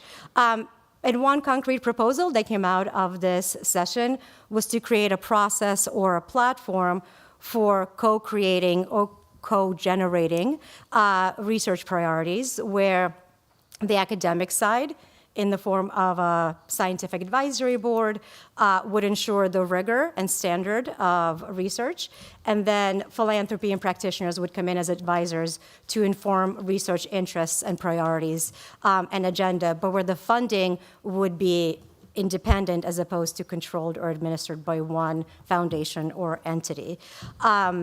But I think this kind of cooperation between practitioners and academics is already underway, and I hope during the group discussion, our friends from Philae can tell us a little bit more about what's happening there. But with that, I'll stop. Thank you. That's great. Thank you very much. And Sevda. Yeah, thank you. So I'm reporting from Group 4. I'm not going to cover everything, so if you think that anything missing, just feel free to step in. We talked a lot about impact, like other groups. So we really think that we should continue doing impact studies because of several reasons. First of all, impact is what is happening on the long term. So if we just focus on measuring outcomes on the midterm, let's say, then we were just transferring the responsibility of what's happening, measuring what's happening on long term to the others. So we are just delaying that process. So even though there are methodological differences, challenges, let's just try to do that. And also we acknowledge that it may not be sufficient to do pre and post surveys or tests to understand the impact on long term. So that's why we need the academic rigor there. So that's why we need to collaborate. And we cannot just assume that even though we are, let's say, doing a service provision work, it's not nothing related to innovation. We cannot just assume that we know what we are doing, what works. In a way, impact assessment help foundations to become more humble, to include perspectives from the field, and also test their assumptions. Another thing important to remember, there's a more fluid distinction between service provision and innovation. They are not so much separated from one another. So we really think that impact assessment could be a potential area of collaboration because foundations, I don't know if you noticed, they are recruiting more and more evaluators within themselves, but they are looking at single projects, impact of single projects, so they need again, academic rigor to understand what foundations are achieving through their programs, and also together with other foundations, like looking at one field of activity. So we need academic view over there. And also we need, foundations need academic view also to create some proof of evidence about what works. In that way, the strategies, the interventions that work can be scalable and replicated in other places. And producing that kind of evidence is also helpful for countering this popular research, fake news, disinformation. That's the value of scientific research, and foundations very much recognize it. And one of the foundation representatives said it's even difficult to identify what is the best way of doing impact assessment. So what are the good practices out there? Even getting to know this would be even valuable. So in addition to this, as a research agenda, there is also interest in understanding philanthropy's role in subsidizing public funding, how foundations play a role in de-risking some of the government investments or multinational investments. So another thing that we can do, foundations and researchers can do, is aligning methodologies around reporting, grant reporting. So every foundation has different ways, every country has a different ways. So maybe creating kind of typologies and platforms without risking the safety of grantees. So how can we create this aggregated data to understand? But on the other hand, there is a challenge because everyone talks about data. We all love giving Europe, but then someone was saying, okay, we understand that it's important, but no one is excited about it. So everyone wants to consume the data, but it's for the ecosystem. It's not, there's not direct individual benefits from this. So that's maybe why foundations are not funding the next edition of Giving Europe, but you should be getting excited about this because it's for our ecosystem, even though maybe you're not directly benefiting from it, but in a way you benefit from it. So, so one of the participants was saying, okay, a lot of criticism of philanthropy, in fact, is criticism of capitalism. So maybe we need a distinction there, more nuanced kind of criticism. So we are open to criticism as philanthropy, but it should be different from criticism of capitalism. What foundations can do? Foundations, for example, in Germany, they develop new methodologies for assessing grants. So they have collaboration, so they look at, they do screenings together. If one of them cannot fund, they share these good proposals with others. So this kind of things can be replicated in other contexts. And should I stop? I can stop. Please bring it to a close. Yeah.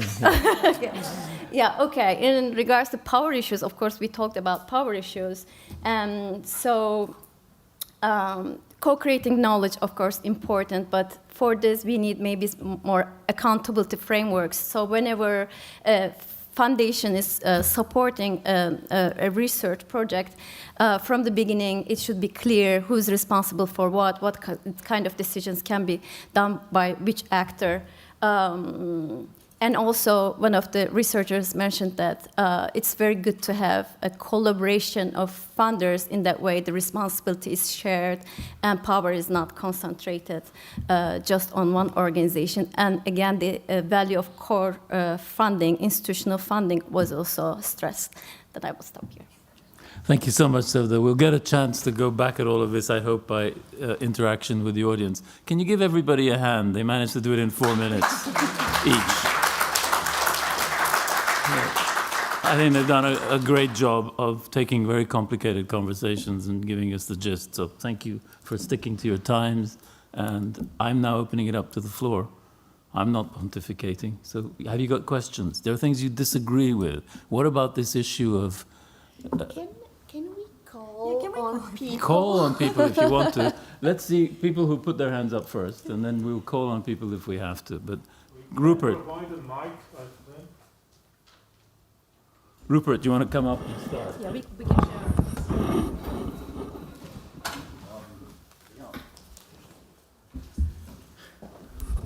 share. Okay, thank you first of all for these very good. No, I don't want to. Here's something. Yeah, that's better. summaries which really highlighted what was discussed, and I can only judge the working group I was in. Thank you for a very good summary. A point that came up several times, and it's come up the whole of today really, is this issue of definitions. And indeed, it's a very important one, because quite often we're in a sort of apples and pears game, trying to forge different types of organizations into one bracket that perhaps don't really fit into the same bracket. And I'd just like to remind you of what happened in one of the very major research projects, the Johns Hopkins Comparative Nonprofit Sector Project, when Lester Salomon assembled a group to talk about definitions. And they were at it for, I think, 2 years or something. But they did come up with a common definition, which has since been surpassed a little bit, which was still up for discussion, and people who are involved with the project, of course, know what has happened. But it was a sound working definition.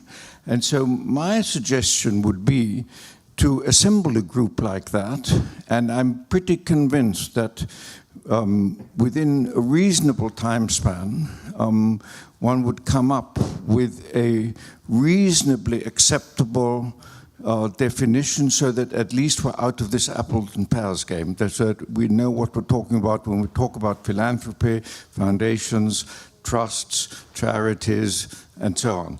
And I think that would be extremely helpful. Obviously, it needs a group of people from different constituencies. It needs funding. It needs someone to coordinate it. But I think it would be a very fruitful and useful exercise. Yeah.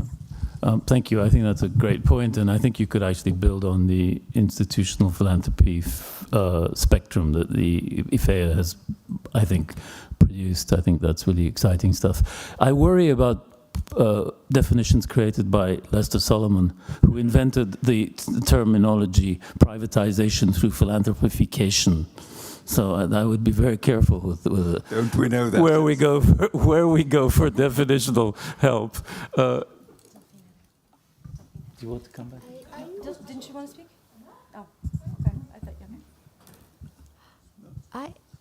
I wanted to call on Mara because yes.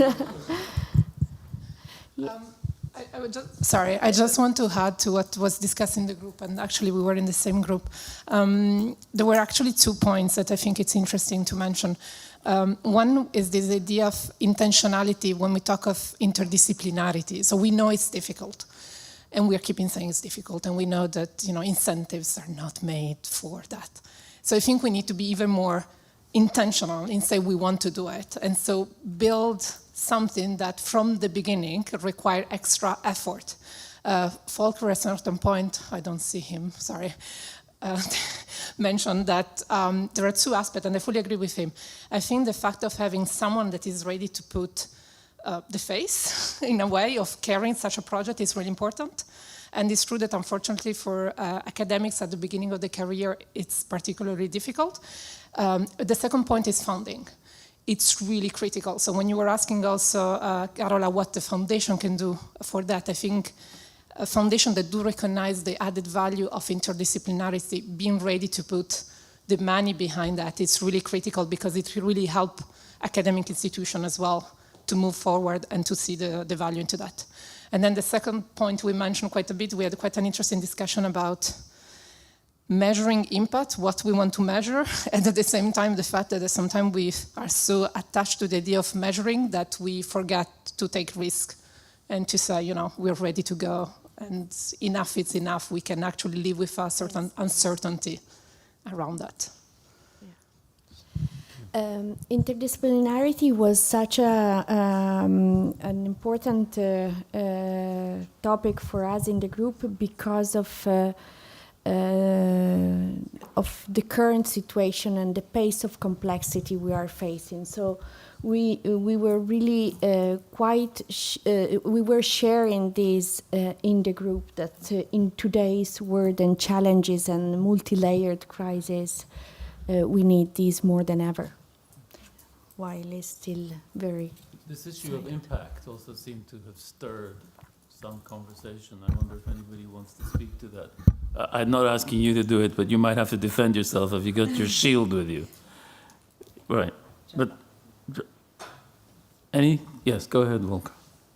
And then we'll. Done a lot of impact work. Do you want a microphone? Yes. Thanks, Volker. Having done a lot of impact work, I would emphasize that this can only be successful if it is a truly co-productive exercise. So it means that the commitment needs to come from both sides, from the team of the respective foundation and from partners outside, to really work from the beginning. I don't believe in, can you please deliver an impact measurement to us? I just want to raise this because it means that foundations seriously doing it also have to put their team time, their staff resources into it to really be part of such a process. And all of us, Gianpaolo has raised it this morning and has emphasized there is a theory of change at the beginning that we first need to talk about. And that's not a piece of measurement, that's a piece of strategy development. So I assume that if we seriously go into the measurement piece, the first part of the work will be a serious exchange about the strategy in that field of work and intervention that we talk about. And that can only be with the stakeholders at the table. It's a participatory exercise. And then we can jointly develop what is the model which can possibly be put to any empirical testing. I would just like to raise that because it is indicative of how many of the processes between philanthropy and philanthropy research, I think this is a broader concept, that there is a level of co-production with, however, still shared and also distinct tasks. The rigor, the methodological rigor, has to be the responsibility of the academic partners in it, but the clarity about the strategy can only come from the foundation colleagues themselves. And this I think has to be put together. That's really fundamental. Thank you so much, Volker. That's very, very germane. Andre? I can bring it. Shall I walk around? Okay. Yeah, it's good for you. I think what was interesting in our group, at least for me, was also so to see the philanthropy sector and the foundation sector in its wider context. So not just as a silo. In German, we have this saying, which is called Operation erfolgreich, Patient tot. Surgery successful, but patient died. So we could actually come up with something like philanthropy is doing great, but the rest of the world comes to an end. So, where is philanthropy in a bigger context of things? And let's say during the last, I would say, 10 years, all the people involved in the betterment of society have had a bad run. We've been, if you look at it was not a very good line. So where we are we part of this index of going down? Or are we in that index going up, or are we part of the middle or something? So I think that's an important contextual issue. At least I would like to see that from the research. Well, I don't want to be part of the curve down necessarily, but it would be good to sort of benchmark ourselves against other actors, and I think Sergio also has talked about, government intervention of business, intervention of investments, and so on. So I think that would, in the context of impact, would be a good indicator. Great, thanks, Andre. Our group had a very rich and diverse conversation related to all of these things. And I know Renee has a few points to make here, but then I would like to ask Lev to speak. And I know Delphine had her hand up as well, so just want to recognize that. I'm surrendering the chair. It's okay. You asked a very good question in our session. If a foundation funds academic research, is it serious? if it is about foundations, there has to be independence. So that raised the question in our group of how is this research initiative then being governed? How is it going to be set up? How is it going to be evaluated? And I wanted to draw the attention of you to a model that we've been developing in the Netherlands. Theo is in the back. So our research giving in the Netherlands is now funded 50% by the government. The other half is funded by a consortium of philanthropic partners. That 50% is split in two, with a quarter being funded by fundraising organizations and the other quarter by foundations, endowed foundations. And that gives them a seat at the table of, the topics that we investigate. What research needs there are, we need to work with you all to hear them at the European level. And then, once that long list of themes is discussed in the advisory group, we cannot do everything, but at least there is a democratic process that ensures that there is some support for the research topics that we do. And there is separately an academic advisory board that independently guards the research quality, the rigor, the academic quality. So the funders have a seat at the table to co-determine what we investigate, but the academic standards determine the way we do that. That's a model that I think is useful. I wanted to tie back to what Rien said this morning. The proposal for national platforms, I think that's an excellent idea, and we need it. To level it even up one level more is, those national platforms will answer questions living in these countries, but will never get to the European level.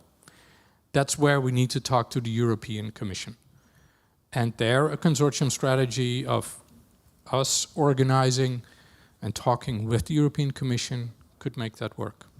That's what I hope we will achieve sometime, long-term impact from today. René. Thank you. Thank you. We're going to go to Delphine. Lev first and then Oh, Lev, go ahead. Honestly, why don't you check? Go. No, it's okay. It's fine. I'll be very brief. I just wanted to respond to the previous points actually that were raised by earlier. I think the point on if we want to measure impact, we need to have a theory of change first, and the point on what does the patient want. And I think making sure that we get the patient involved at the time when we develop the theory of change is essential for us to eventually understand whether or not, he feels that we cut off the right leg or should have left his ear on or not, or whatever the situation was.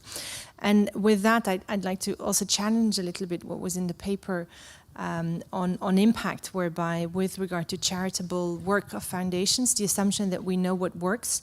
I think what works is something that is changing on a daily basis, and making sure that we ask questions around what does the beneficiary ultimately want from us as a foundation and from the grantees that we're supporting is one that has to be really part of the loop and of the conversation. So I just wanted to put that out there, because I think otherwise we can do a lot of good but go nowhere. So. Thank you. Go ahead. Yeah, I think you wanted to make the point that there's a lot of cross-pollination that needs to happen. I don't want to stand with my back. And Beth at one point was doing a head count of how many are we in the room that we're actually doing research on this.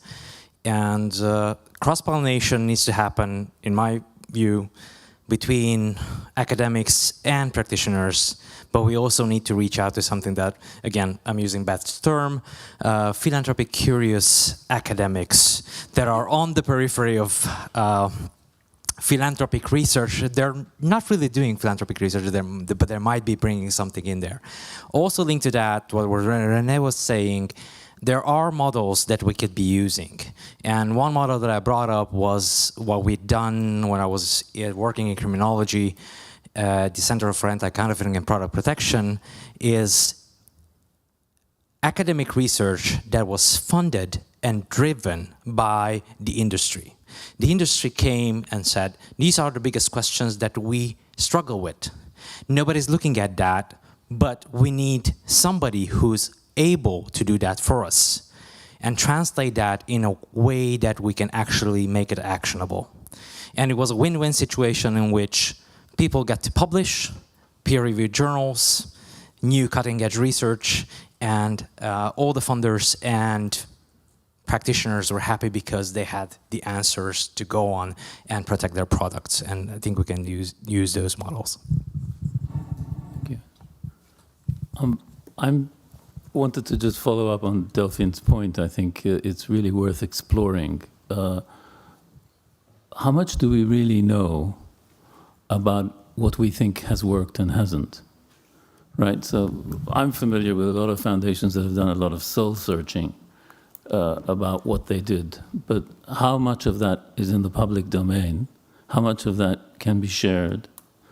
And how much of that is actually pivotal to really understand how foundations operate and how they change perspective is something we all know in this room. The question is, how do we get to that stuff, and how do we create the safe space for us to be able to talk honestly about the lessons we're learning as we go along? And I mean, there are a handful of failures. Well, let's not call them failures, because I don't think they are, but I think they are moments when people change direction. And actually, if you look at the trajectory, I could name them, but I won't, but foundations that have decided they're not doing this anymore, they're going to do it this way, or they're not going to do it this way, they're going to do it this way. These are learning moments, and how are they shared with us? And at least at the EFC, at Philae, one of the things that was happening was that the smaller the group of chief executives that were in the room, and the more the trust, the better the conversation. So one of the big dilemmas is in larger groups, it's much more difficult to get to where these things are open. And what we need to do is build trust. Yesterday, we talked a lot about trust. How can we build trust with the academic community so they are privy to the kinds of learning, I think, that in fact foundations do and have all the time, but these aha moments that are not in the public domain. And the problem with foundations is they're very good at using language that is very sophisticated, and it frankly it's a game of cards, right? Where you use a new term because you've actually developed a new strategy, but you haven't articulated why the strategy was developed differently. And that's, I think, one of the things that would be really interesting. So I really think what you had to say was very important. I'd like to maybe drill down a bit, if there are any comments. Rupert.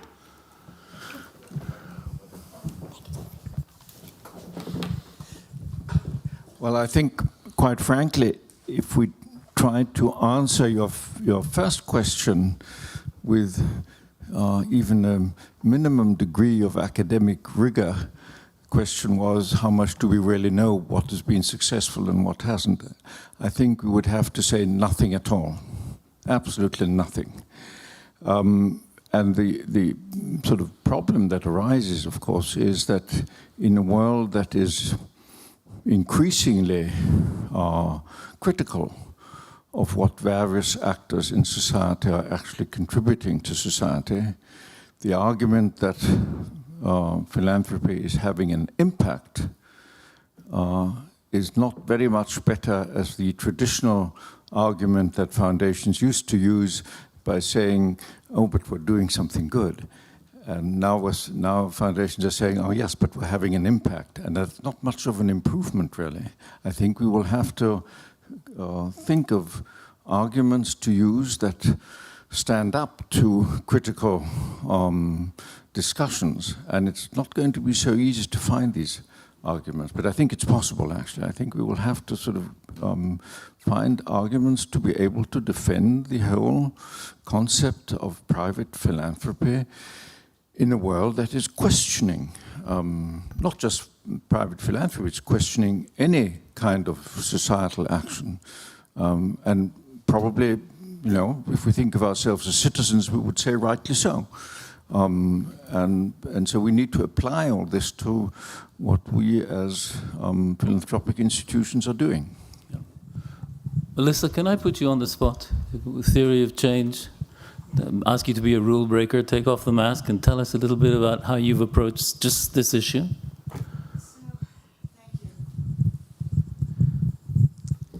Thank you. I hope to return the favor someday soon. So we have put a lot of thought into the idea of a framework for philanthropy that focuses on the charter of philanthropy, because I was struck as people were using definitions of philanthropy, often the word voluntary was unstated, but we feel it's helpful to state it, right? Philanthropy is the voluntary use of private resources for public benefit.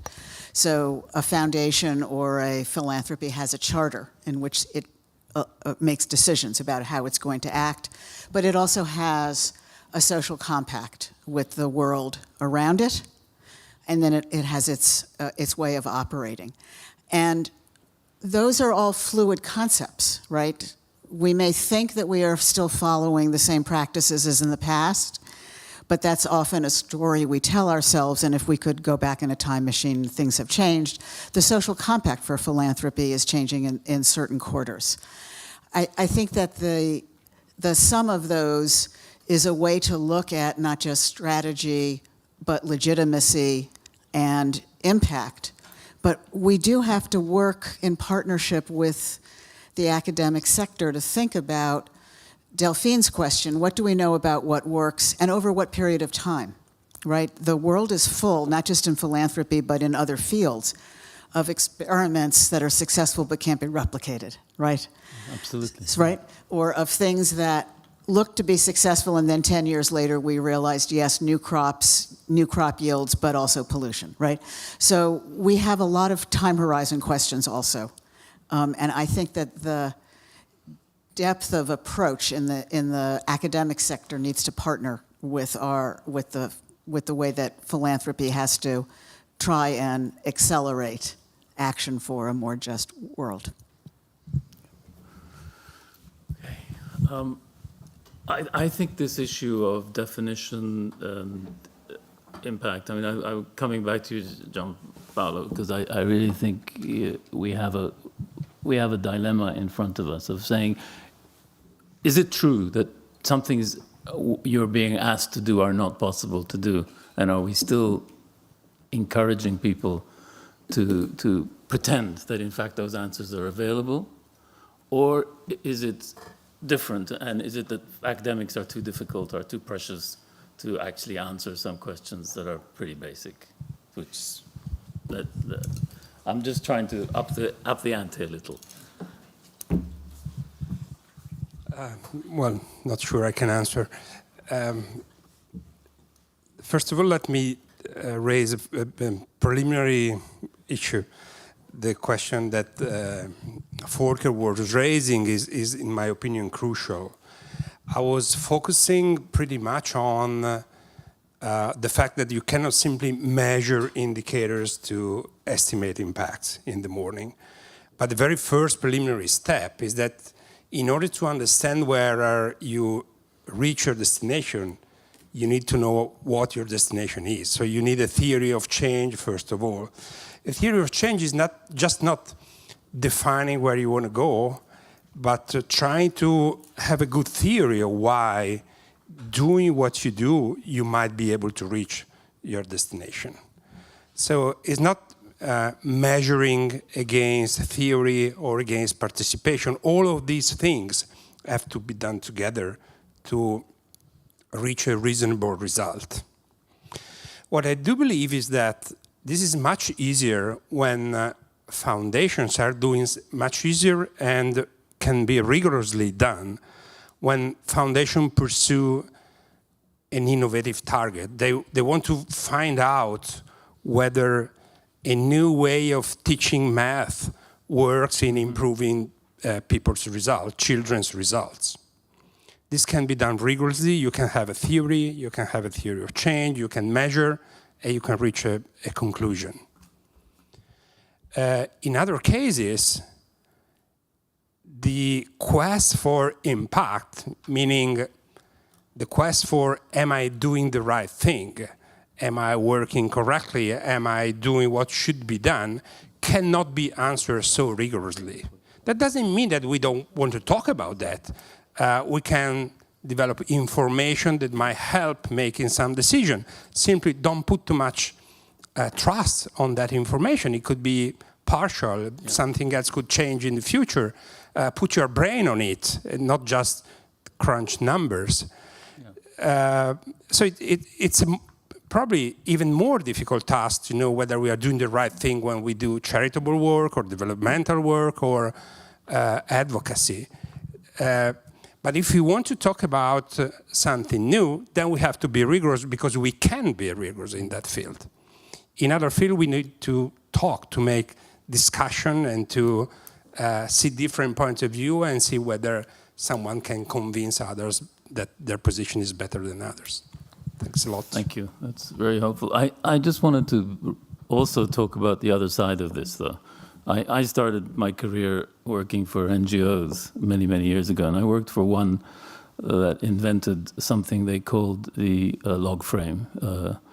And it was a 2-page document which people in the field filled in. They filled it in half an hour. They put out the risks that they were running, what probably could go wrong.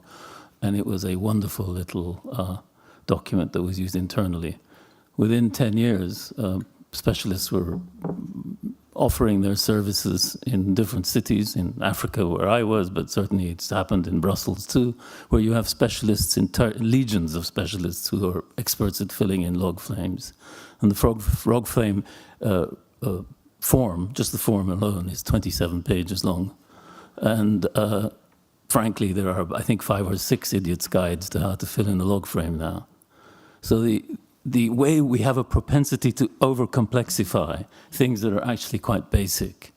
And it's the two sides of this. It's how do we keep it simple enough that it's doable, and how do we take something that works well enough and not make it an impossible tool and a completely bureaucratic tool. I'll come to you, Delphine. I just want to go to Carla and then come to you. Yeah, I mean, I would love to discuss that when we standardize what were supposed to be tools, and they are then becoming not tools in the toolbox, but like the log frame, but mantras. But my question, rising from impact, from the perspective of national association and from the perspective of European networks and Philea, is about all the discussion we had about impact measurement and impact evaluation was tied to projects, maybe to programs. How do we assess collective impact when we are not looking for attributing to one specific organization, but we know that that network, that national association has made a lot of collective impact. So this is, to me, something that hasn't been touched yet, but is a very interesting, in this area where we really want to be collaborative and we want to change the paradigm from competition to collaboration. Yeah. Go ahead, Barry. Yeah, perhaps I am, interrupting this conversation, but what I am questioning myself, where does the academic community studying philanthropy come in here? I mean, this is much more a discussion on, is it doable on a certain topic, yes or no, improve the process, but it's not what the study of philanthropy is about. So, okay. So you're saying we're going off topic. Yeah. I take your point. I'm going to go to Delphine. You had a point. You had a question. Okay. Go ahead then, Volker. Try to go back to the topic by saying that what we have been discussing recently in academic terms would be translated as a trajectory from starting with a provoking question, then collecting qualitative evidence, maybe it is even conversations, maybe some might call it storytelling, some might call it case studies. There can be different approaches, but qualitative evidence of what has actually been done.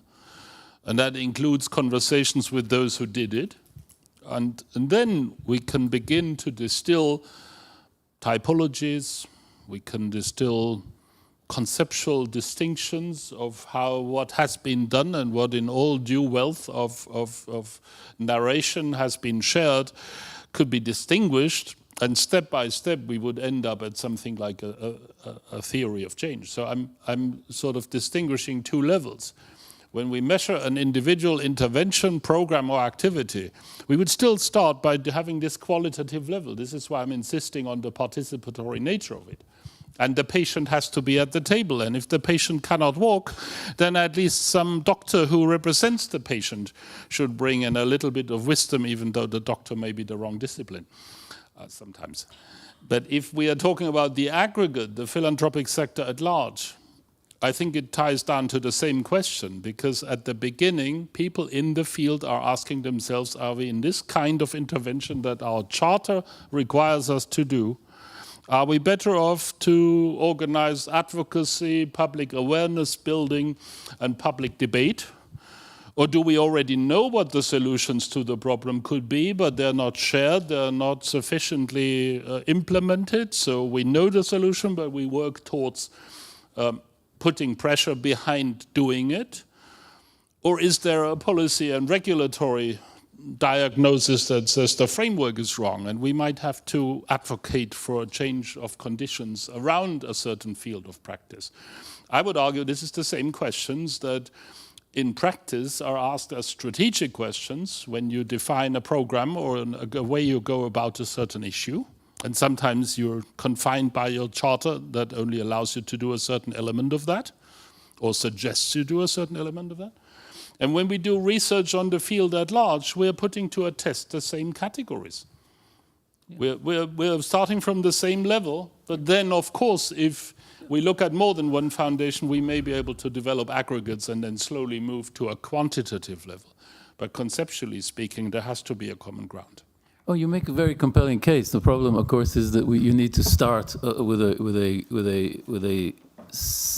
a clear understanding of what the beast looks like in different contexts. And unless you do that, you end up sort of expecting things to happen that are not possible because of mandates or because of history or legacy or government law and so on. So I think this is the language that. So what's the relevance to academia?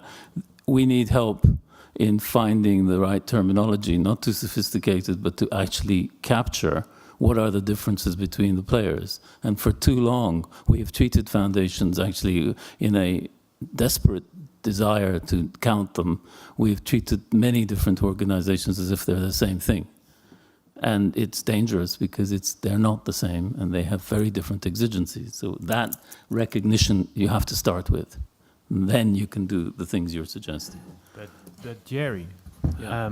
It is also true that exactly this argument that they are all different, it also does not bring the conversation further. It's the same argument that an academic says it is not doable, and the practitioner said, but a foundation said, but I am different. So we should find some middle ground.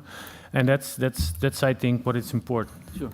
And saying people are different doesn't mean you can't aggregate different things that they have exactly the same. And the problem is sometimes you can compare a very different format because they're doing very different things. So the question is, can we agree a filter that we all agree on what are the possibilities? Then once you've done that, I'm not suggesting you can't do comparative work or any of that. I just don't think we are in a good place because we are treating apples and oranges as if they're the same thing. The fact that today, in 2022, we are still saying there are 220,000 foundations in Hungary is a joke. I'm sorry, it's a joke. It's not possible. But we are still using those figures that were produced by the Max Planck study in 2009. This is not serious. Tobias and Delphine, maybe we're asking Tobias. Go ahead, Sylvie. Delphine? Did you, Angela, wanted to say something? Can I give you the mic? Tobias, sorry. Thank you. I think actually it's really interesting conversation, links us back to this morning's question about what is philanthropy research, and come back to you, Barry, there. So who has the right and who has the power and the expertise to decide what counts and what doesn't count as philanthropy research? That's not for us to decide, because I mean, the beauty of academia is I've got academic liberty. If I decide tomorrow I couldn't be bothered about philanthropy research anymore, I can do whatever else I want. So I've got that liberty there, and so I think we should keep the what is philanthropy research open, and that's a dialogue we need to enter in as what is relevant, appropriate, and needed research as well, rather than trying to say that is and that isn't. Okay. Next topic. René, you wanted to? No, I'm just saying we should move on to something real. Why isn't this real? It is. Any more comments? Sergio. Sergio. Vengo con... I can do this. Thank you. Too many helpers. Thank you. In my experience, there is a great need of academic research, also on more practical issues of philanthropy. I come from economy, from finance, and we study marketing, we study organization. It's as if we were speaking about macroeconomy only when we deal about academic research in philanthropy, so on how the system works. But for example, when we want to train our colleagues, and life is more and more complicated, we have to learn to teach them how to transfer practices which are common knowledge in other sectors, but must be rethought in philanthropy, because philanthropy is very peculiar. Gravity doesn't go always toward the bottom, but sometimes on the left, on the right, and to the sky. You know, philanthropy is very, very strange. So, for example, to read certain schemes with game theory, for example, open innovation processes are very important in philanthropy. But what is the game in an open innovation process? Or in philanthropy, very often there is a competition, but also cooperation, or both of them simultaneously. And this is something that could be investigated, can be thought and then taught. And as you know, when we want to teach to our colleagues how to do, there is the peer-to-peer teaching, the on-the-job training, which is good, but we really miss something more educated and more useful sometimes to develop the opportunities. So I think this is something I would like you to think about and see what happens. Thank you. Thank you, Sergio. Andre.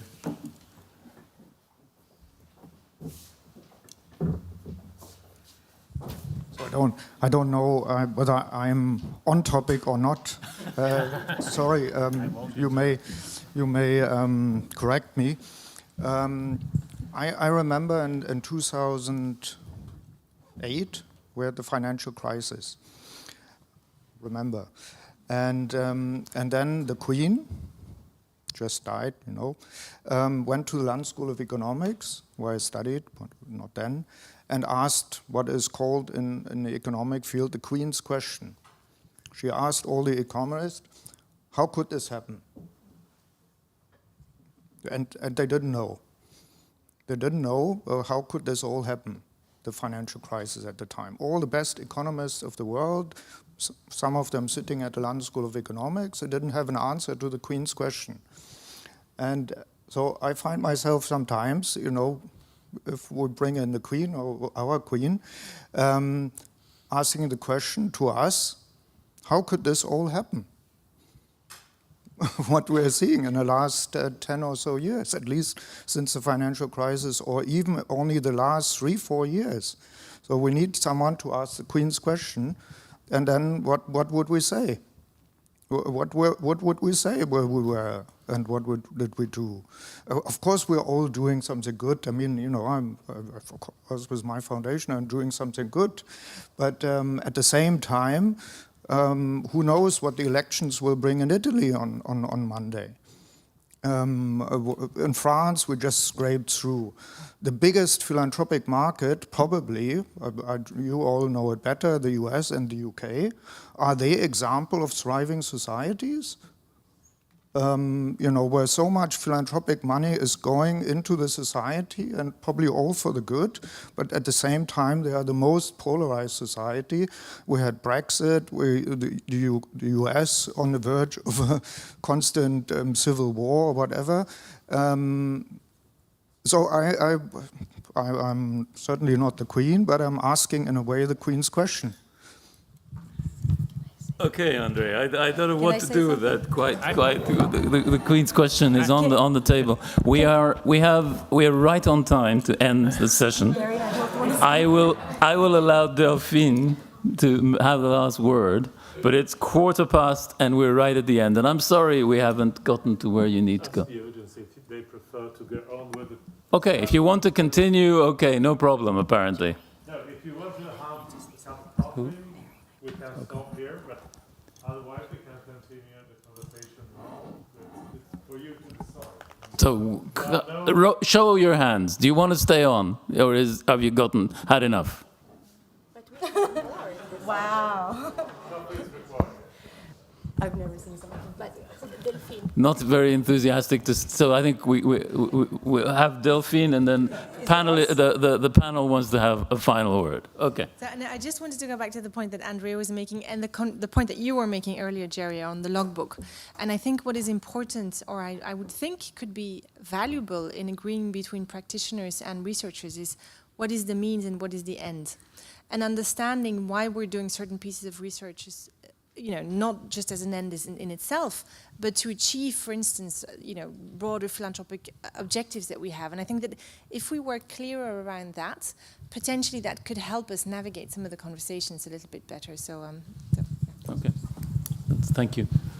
Barry? Yeah, I think it resonates what Delphine is saying, because in the end, the Queen's question we're trying to to answer is, what is the added value of philanthropy? And we keep circling around in formulating and including all different aspects, but that's the thing we share. We want to show what is the added value of philanthropy, for good and for worse. I also think, in addition to that clarity, we also need to think about our humility and the humility of policymakers and experts in the sector and the ears they hear with and how we deliver that information. And to answer that question, in part, the Rockefeller Foundation, and I'm not plugging them, I'm not affiliated, published an amazing study on response to a pandemic and pathogens in 2018, I believe.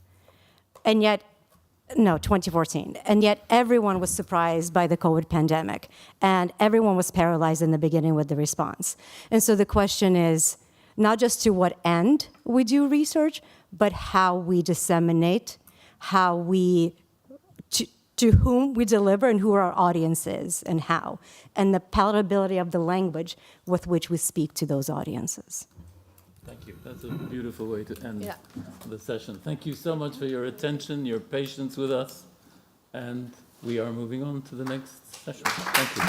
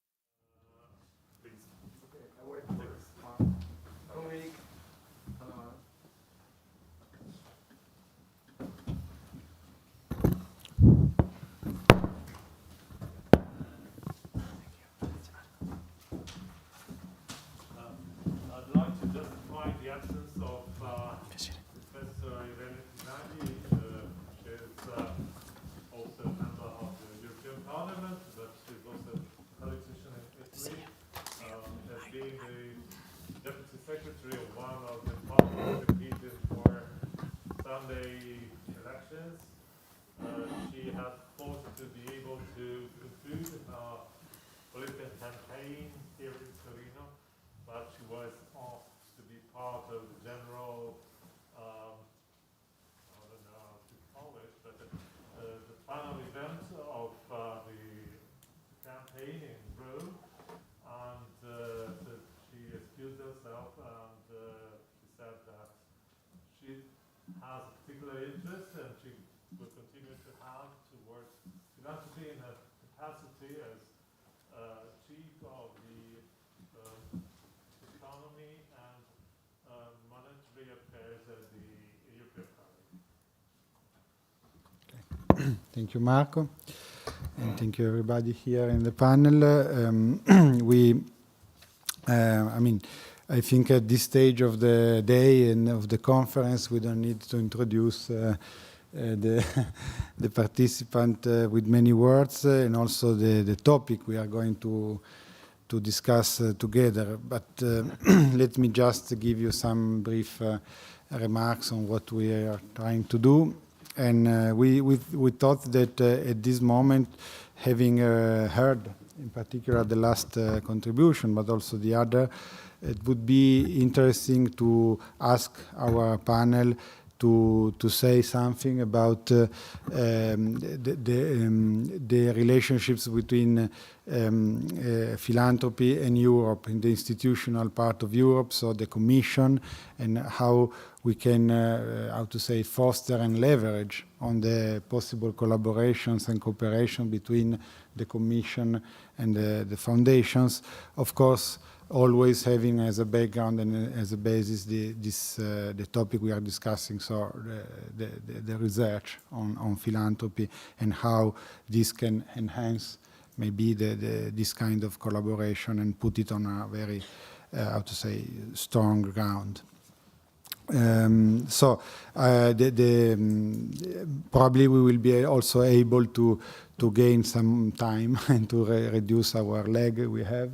And I will ask the panelists to give a contribution about 5 minutes each, and then we will have a second round. We discussed some questions. I'm going to summarize them as an introduction and then leave the floor to them and leave the possibility for them to span all the issues we singled out, in a single contribution. And so we have Theo, who is professor at the Free University of Amsterdam and one of the academics that opened, the path to the research on philanthropy. Then we have Thomas. We just finished to hear his very interesting study. He studies and also a practitioner in finance, applied finance, for the common good. Delphine, who is the CEO of Philea, and Alberto, who is an academic, but also a voice in the public debate about public policy and political science. He is an academic at the Haute École de Commerce in Paris. As I said, I would suggest to have in mind in your contribution this what is already been achieved in the in the dialogue between foundation and the Commission. We, in particular in EFC and now in Philea, put some effort on having, for example, in Horizon Europe, this widened concept of partnerships, EU partnerships that embrace foundations, and this is something that wasn't there in Horizon 2020 as far as research and innovation is concerned. And I would also mention the missions, the 5 EU missions where, again, philanthropy is cited.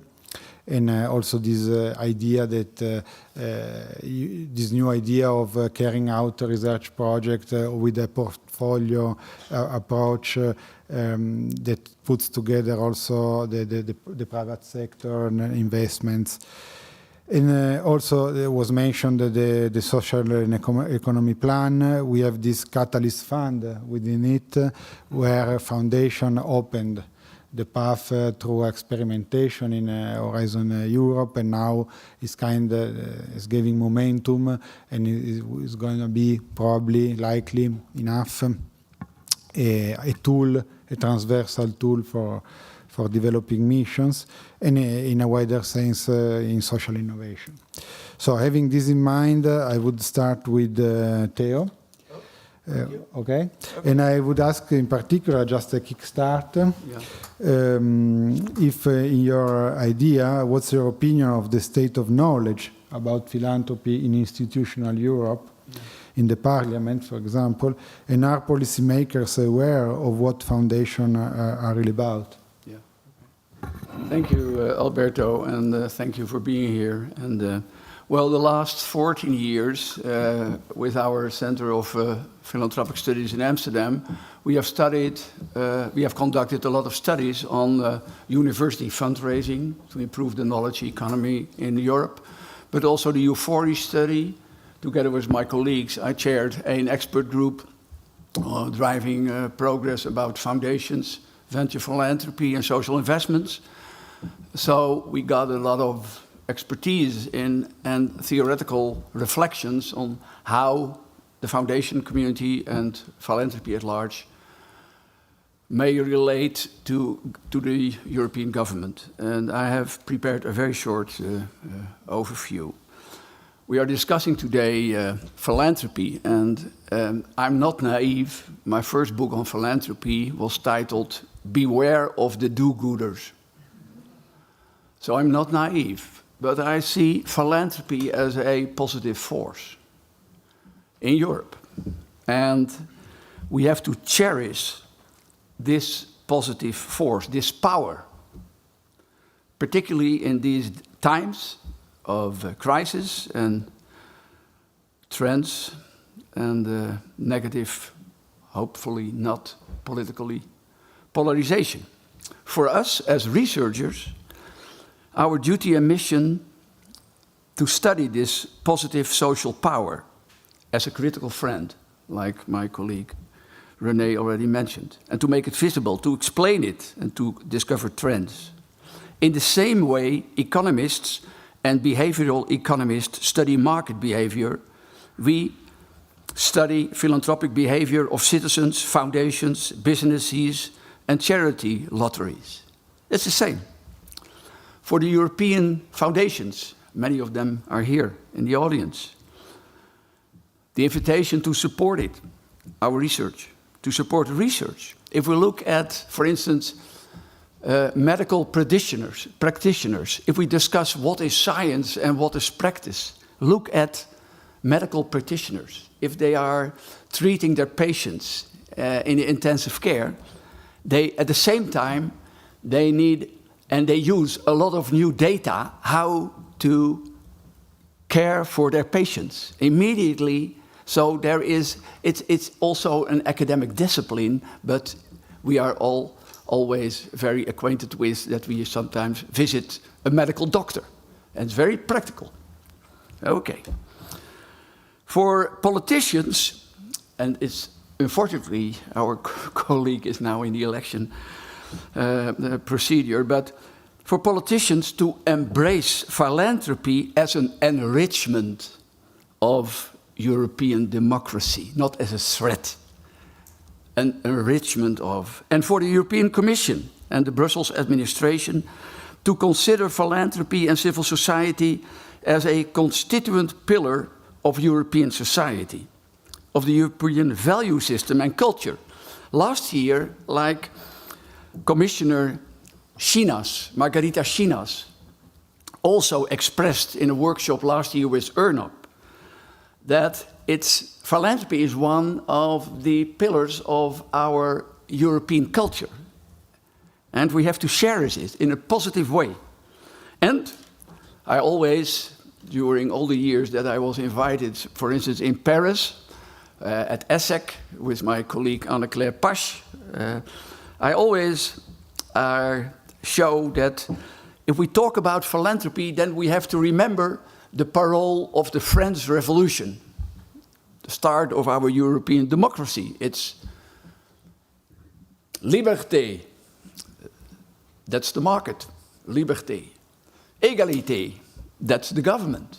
But fraternité, set the philanthropy and the philanthropy sector. If that point is taken, and you agree, what has to be done now, tomorrow, and the years ahead? For us, as researchers, to do our best. For foundations, I would like to look back to the launch of the Giving and Volunteering in the Netherlands study in 1995, funded by a larger Dutch endowed foundation, members of the Hague Club at that time. And my philanthropy chair in 2001, the first in the Netherlands and Europe, supported by the Dutch Cancer Foundation and funded by fundraising foundations. So I strongly support the recommendations Rien van Gent made this morning that foundations can play a significant role in promoting philanthropy research in the academia. The academia doesn't see us as a distinctive domain of research. They consider us for being a fundraising tool. That's the only function we have. We were invited by the board, and we have to give them recommendations how to develop their alumni policies. That's our work. And also, I fully agree, Rien, that you this morning had a very strong plea that you, from Foundation World, you can take a pressure on the university boards that it is an important part of our European culture, like our market system in Europe. We have a lot of business schools, and how many philanthropy schools funded by universities are there? I don't know them. They are not. Okay. For politicians, they have to reframe philanthropy as a normal part of our European behavior, and not exclusively as an action by the very wealthy. And for the EC commissioners, the Brussels administration, the European Parliament, to get know and meet the philanthropy sector, and to see if and where to reinforce both efforts. That's the short. Sorry, it's not an answer on your question, but I prepared it already, so perhaps we can discuss it later. Okay, thank you. Thanks for being so honest. Now we move to Professor Alemanno. I would ask him the following Kickstarter question. Here at the Collegio Carlo Alberto, we held last year a cycle of lectures about democracy and its discontent. So the idea that we have this crisis in how democracy works and develops and provides answers. And I mean, do you see a role for philanthropy in this? No doubt. No doubt democracy has a role to play in protecting the democratic infrastructure that today seems to be under attack. I think it's no surprise that we see a tendency of our political forces, but also of the business sector, also of a variety of actors, including academia, not necessarily investing into our democratic infrastructure. What do I mean by democratic infrastructure? I mean the basic pillars that allow citizens to have an informed decision when they are called upon to make a decision, for instance, during an election, something that is going to happen in this country in a matter of few hours, but also the ability to actually choose political parties that are representative to the different instances existing in society. So the question today that many, I think, should ask in philanthropy and beyond is whether we have in Europe democratic infrastructures that actually tick the boxes that I just described to you. And I don't want to depict a very gloomy image, but if you look at any attempt through democratization indexes today at capturing the reality of democracy, we see that there is a major erosion of the democratic infrastructure existing across the world, across the European Union. And we know, because the European Parliament, meaning our own representatives only a week ago, in a resolution declared that Hungary is no longer a democracy. And it's not a political statement. It's something that is factually based, because we have judgments of the European Court of Justice saying that Hungary has no longer a judicial independency. It says that the media freedom is no longer ensured. And a similar situation exists in other countries of Europe. And as you know, some of us, observers, analysts, might say that perhaps Italy itself might be getting that kind of road. You know, people are really freaking out, literally. All analysts, I've been spending the day talking to journalists from all over the world, and they're all asking the same questions. So against this backdrop, I think your question appears particularly urgent.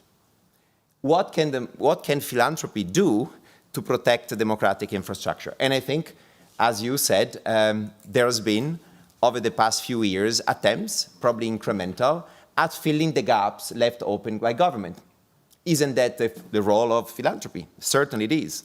But here, the challenge facing us is certainly much more Herculean than we could imagine a few years ago. So here, we really see a call for arms. We need to figuring out what is the best possible way to contribute to re-establish the democratic infrastructures that we had in the past. Is it something that philanthropy alone could do? Probably not, but where it could start. Here I have a few ideas for you, since this is a panel that looks at the interaction between philanthropy and the European Union. So we are taking a cross-national understanding of what democracy is in Europe.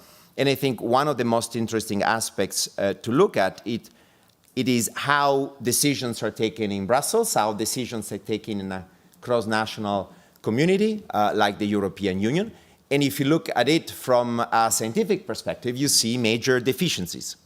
And what do I mean by that? The shortcomings today basically consist in a participatory process, which is basically animated by very few actors. So you have a major unequal access to power, where you have undue influence exercised by certain special interests, where the average number of meetings taken by the European institution and third parties, 75% of them is with special interest, that basically means companies, industry, and only 25% of these meetings are entailing the participation of civil society broadly defined, including philanthropy, associations, trade unions, and all the rest. So this is a structural situation that we've been knowing for several decades, but certainly it acquires a new meaning and a new urgency against the backdrop that I just depicted. Do we see an opportunity here for philanthropy to jump in? No doubt. Why? Because clearly the 25% of meetings could be better, could become much more important if the evidence base that NGOs, non-profits, civil society, and philanthropy could actually provide to the system. In other words, what I'm hinting at is that the average policymaker working in the institution, an MEP, a European official, has much more incentive to meet a representative for the industry than to meet an NGO who is going to be basically complaining, is going to be demonizing a process, is going to be ideological instance. So instead of coming up with a study, which is a counter-study, providing data that challenges the conventional wisdom provided by the relevant industry and the dominant actor. This is a role that philanthropy could play by mobilizing research, by connecting the dots among nonprofit organizations that are there to actually construct the policy process as opposed to deconstruct it through ideology. I could elaborate more, but this is the sense of, I think, my input today. Try to see where the sweet spots are to make philanthropic support addressing a real gap that has been existing for a while, but this in the future might become even more problematic, in particular when we see a proximity where in certain so-called autocracy between the government and the industry sector. So this makes things much more complicated and will be rendering also the European action much more difficult to pursue in its own political agenda. Thank you. Thanks. I think our panelists would react, but this is the second round of the panel. So sticking to the first round, I would move to Delphine. And as we all know, Philea has many, aims, and One is peer learning, probably is a learning organization. Another one is advocacy and how to, be effective and not and complementary maybe to the action of the evil single constituent. So what's your idea and what's the strategy that the board and Philea as a whole is trying to devise in that? Yeah, so indeed, in terms of advocacy and policy making and the role of Philea there, I think first I want to mention that there's momentum. I think there is a momentum for different reasons. There's a momentum because within the course of the past few years, we've seen philanthropy become in itself more collaborative and more open to having a conversation with authorities at different levels. I think secondly, there is a momentum because the EU on its end has started to recognize philanthropy more and more as a relevant player. You refer to the Social Economy Action Plan. The Social Economy Action Plan is really celebrated within Philea. It provides for a number of studies that will be undertaken, I think 4 in total. It commits to creating guidance for member states on tax treatments, which is very important. It looks at launching co-investment opportunities, and it also commits to proposing some council recommendations, just to kind of give you some of the scope around that. And that on top of, as you mentioned, the missions, Horizon 2020, etc. So there is that momentum, I guess, from the side of the European institutions. And then there is also the creation of Philea, which is, of course, of much more modest importance than the 2 other points. But that does allow us to bring together foundations and national associations, and in that sense, really have the possibility of not only talking to those who sit in Brussels, but also talk to those who sit in capitals, and ultimately are the ones that also take the decisions at the level of the Council, even if when they're back in their home country, they like to say that it's Brussels' fault. In fact, the people that sit around the table are often the ones that go back to their country after all. So within Philea, as you said, policy and advocacy is, let's say, one of the 6 core functions for the organizations that we've identified through a participatory process with our members. And we're already seeing, let's say, that there is a potential role that we can play as Philea and that we can play better today than potentially what we were able to play separately as EFC and Daphne in the past. And I think it's important to recognize that there is a real urgency behind this. I mean, Alberto really mentioned the points around democracy, but there are so many other areas that really require kind of that collective investment also of philanthropic organizations and of trying to find where philanthropic organizations and a community that we bring together at Philea can really link up to those core values of the EU that ultimately resonate to a great degree to some of the values that we have within philanthropy. So we're doing that in many different ways, and maybe just to outline a couple of those. First, of course, we're speaking with the European Commission, with the European Parliament, but also increasingly with the presidencies and with the agencies, the Fundamental Rights Agency, to name one, on an ongoing basis. And we feel that we have the mandate to do that on behalf of our members. Of course, the question will be how wide or how narrow is that mandate, and that's one of the questions that we'll need to answer in the next couple of months. Secondly, we have a number of formal engagements. We're a member of different groups. We're a member of the European Commission Expert Group on Social Economy, of the EU Policy Forum on Development. We participate as a partner in the Pact for Skills, in the new European Bauhaus, and that's really kind of as Philea on behalf of its membership. Thirdly, we also have the opportunity, often through the thematic networks that we represent, to provide input in specific policy development activities that are happening at EU level. To name a few, the Democracy Action Plan, we contributed to that, or some of our members, through the convening power of Philea contributed to that, the Media Freedoms Act, the annual Rule of Law report, etc. So those are opportunities to kind of have that conversation on specific policy files. And then at the fourth level, of course, our members in and of themselves engage very actively, or some of them engage very actively with the European institutions. Some of our members were very actively involved in the whole process of the Conference on the Future of Europe. Alberto, you mentioned the missions in which Compagnia and you in particular will also be playing a role, and also some of our other members are engaging there. And there are other, I mean, the European Cultural Foundation is involved in many of these processes, and we can kind of aggregate that and and bring it together and share expertise. And then last but not least, what we can do also as part of our strategy is to create spaces exactly for those conversations between European institutions and philanthropy. And to name a few, of course, we have ongoing policy newsletters that we share and that I hope you're all reading with interest, that allow you to understand a little bit what's happening at EU level, but also to understand where you can contribute to the conversations. We have regular dialogues between philanthropy and some of the EC decision makers. Commissioner Vice President Skinas has been, I think, on many events that we have organized over the past couple of months. And I'd like to extend also an invitation to the upcoming Euro Philanthropics that will take place on the 6th of December in Brussels, where again we'll be bringing together foundations with the European institutions. So those are really creating spaces for our constituencies to really speak with the European institutions. So I think there's a lot that we can do. Of course, there are so many questions and there are so many improvements that also require, I believe, a collaboration between philanthropy and research. And let me maybe mention a couple of points of improvement that I think we could collectively be looking at. I think when you go to the European Commission, oftentimes you're asked about data, what do you represent? And there's an obvious collaboration that needs to continue with the research there. The European institutions are also interested in understanding a bit of the stories behind. Ultimately, these are people too, and telling them the story of what philanthropy represents always helps in talking about other issues than only money laundering and tax, which is a bit dry and not always as politically appealing as some of the other areas of work. So those are definitely some of the areas that we can do. And as was referred to by Alberto, I think the point on also helping those 25% to be better, and in doing so, connecting the dots with what ultimately philanthropy is supporting outside of the philanthropic work itself, can actually add value to representing philanthropy in itself.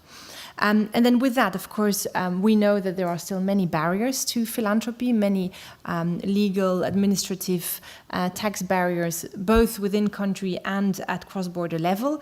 And within Philea, we have a clear mandate to really work on that. So with that, maybe a couple of questions that we'll need to answer ourselves, and I'd be very open to having your thoughts around that. I think as Philea, we're a new platform. We exist since 2 days ago, formally for 5 months, so quite young. And even if somebody said it felt ancient already, I'm not so sure.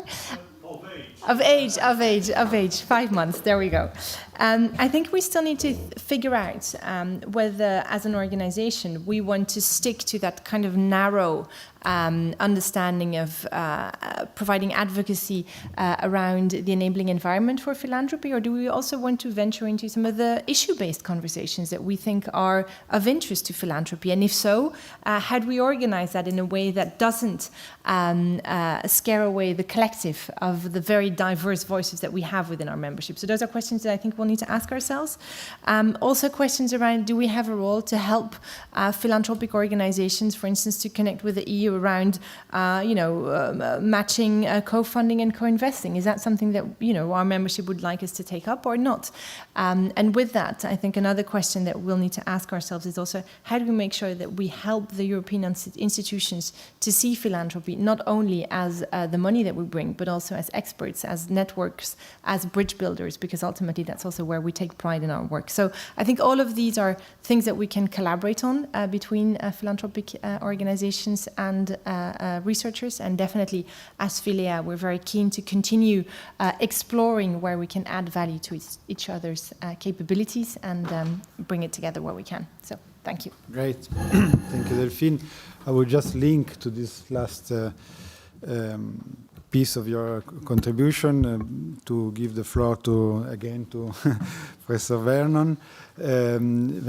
Since the point I wanted to make to him was exactly this idea of beyond financial contribution, because when the Commission came to foundation, I remember in 2017, Angel was with me at this lunch with the Commissioner Moedas, and the rationale for him was we have a shrinking budget for research from 80 billion to 50 billion at that moment was for Horizon Europe compared to Horizon 2020, and we needed to kind of enlarge it. So your foundation fund research, so why don't you, crowd in?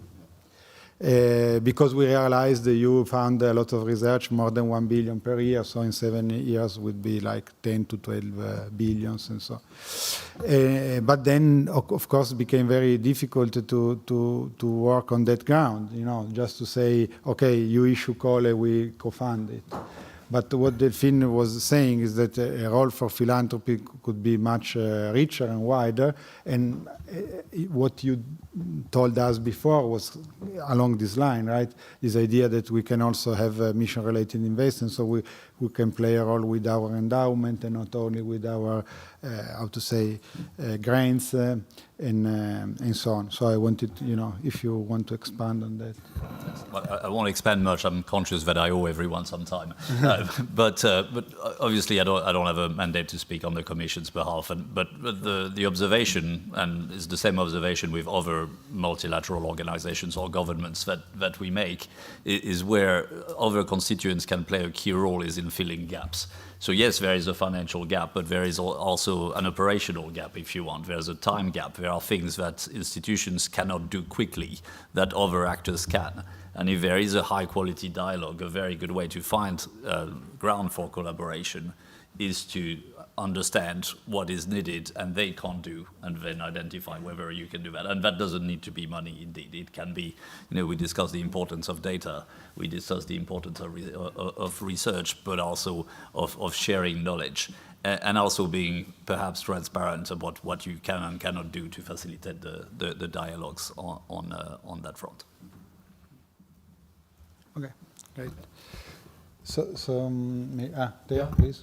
Well, if we look at the results of the Horizon program, now we are so lucky that philanthropy is now mentioned in the Social Economy Action Plan. But that's the financial part. And that's okay.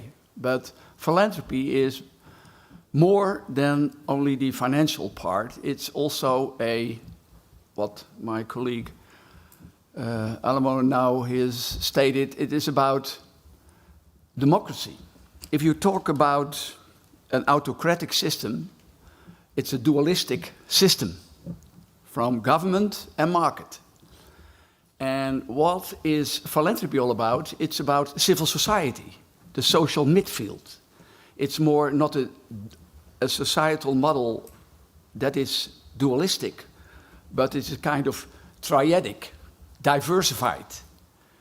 And if we look in Europe with all those grassroots developments at this time, neighborhood groups, energy collectives, climate groups, etc., it's my hope and expectation that the philanthropic community, the foundations and fundraising associations are able to connect to and to link to all those new citizen initiatives. And that will be a power also to, well, as a countervailing power against the autocratic trend of or market businesses and government.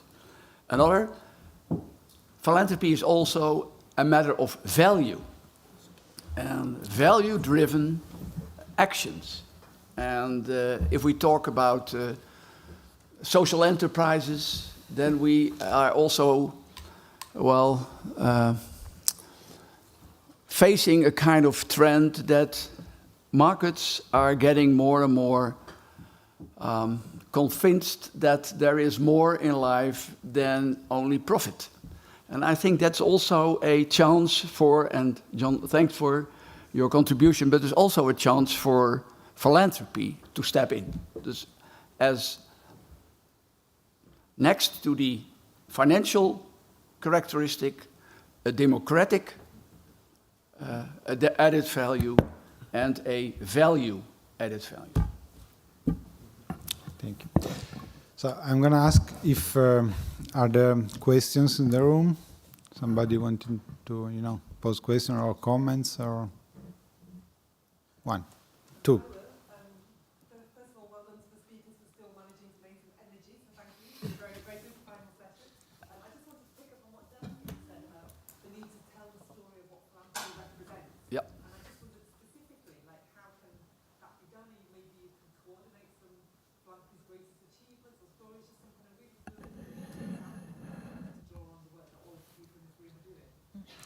we're trying to do that a little bit. So again, we're 5 months old, so it's new.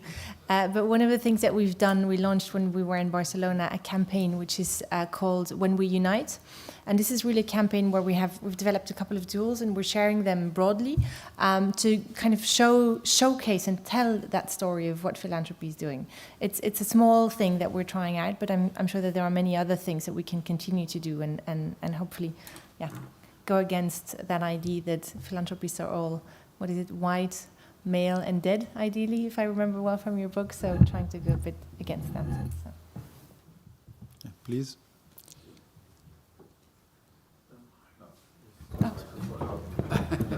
There. There's the microphone.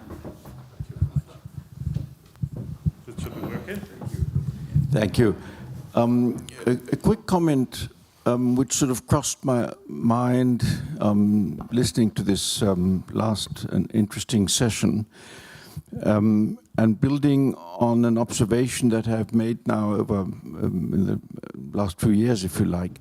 My feeling is, and it's not just my feeling, a lot of people are thinking that the sort of time where big conglomerates, big corporations, big associations could actually wield a lot of power is gradually declining in favor of new startups, of coalitions of the willing or of the like-minded and things like that.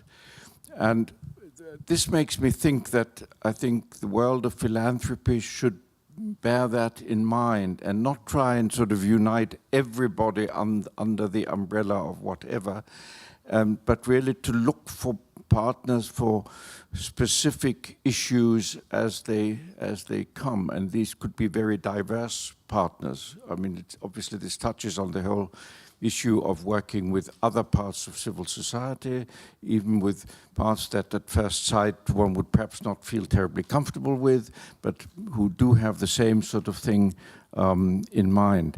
And incidentally, I was reminded of this at the very end of Thomas Vennon's presentation, when the word standardization came up as one of the sort of goals. And I suddenly wondered, are we on the right track if we try to standardize? Because obviously one of philanthropy's strengths is that it's composed of so many rather heterogeneous, independent, individualistic actors. And I think one shouldn't try and sort of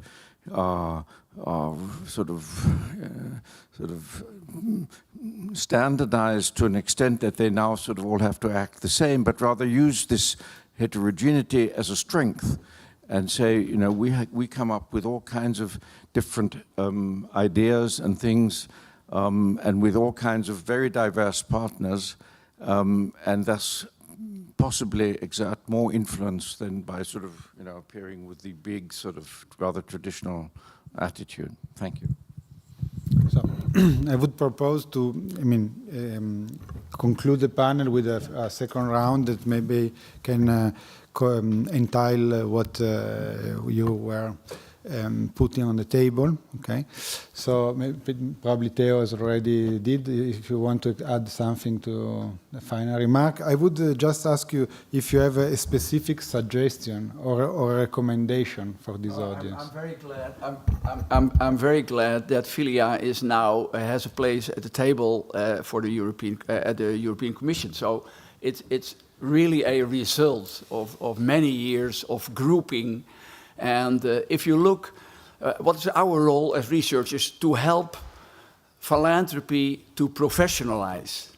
That's our duty, and to increase the legitimacy by supporting you as critical friends. We are not for hire. As critical friends, but I think that if we as academia are showing also to politicians and policymakers that if you would like an active society, is Etzioni back as a theorist, an active society that's important to protect democracy. and I think that's so I'm very glad that the foundation community is now well unified in a strong counterpart discussing with European. In my experience, it's also very important to have your contacts and relationship with members of parliament. And I think that if we are able to use them and to link it also to the strategy of you, Delphine, it's so important. That was also the reason that last year Margarita Chinas was willing to organize a workshop.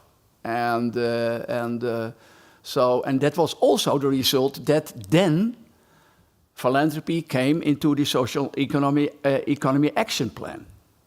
So I think that we also have to do our personal lobby.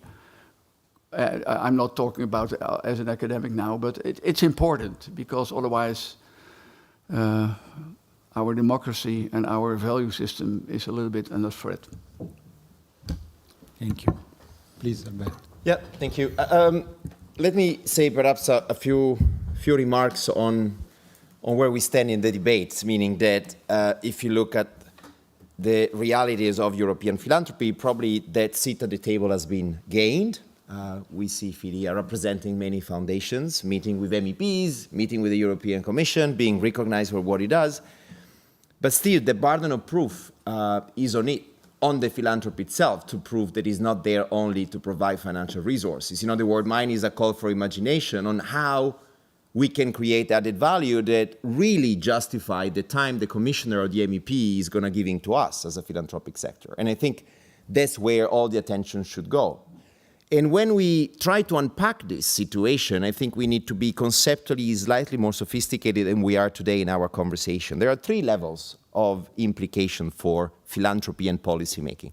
The first level is when philanthropy is speaking on behalf of the sector. So we are doing lobbying, and we shouldn't be afraid of saying that we are lobbying the European institution to fund, support, creating an enabling environment, allowing more people and more allocation of capitals getting towards the good causes. Fantastic. But this is just the first. The second one is when philanthropic institutions themselves are actually advocating for a particular cause. And many of you were not afraid during the COVID pandemic to come together in an alliance, in a coalition, and to actually push for certain given policy options being chosen by national governments, local entities, and at the European level. This is the second level, but this is another thing. It's not philanthropic advocacy, it's cause advocacy.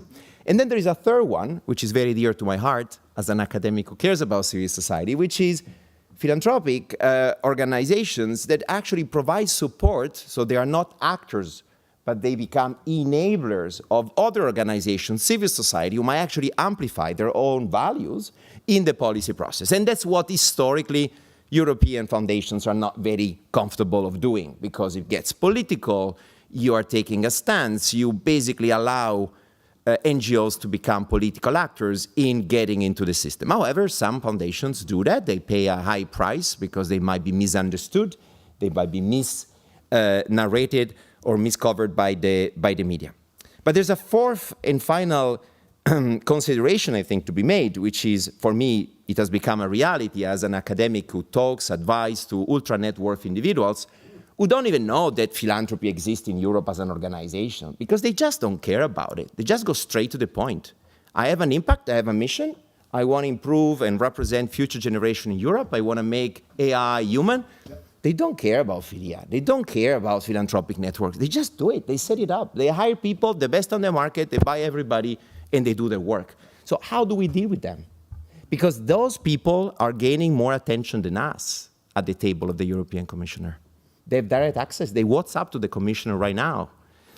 Who are those people? They are not in the room, but we should try to make sure they are in the room, because they might help us to be more imaginative in how to organize the sector.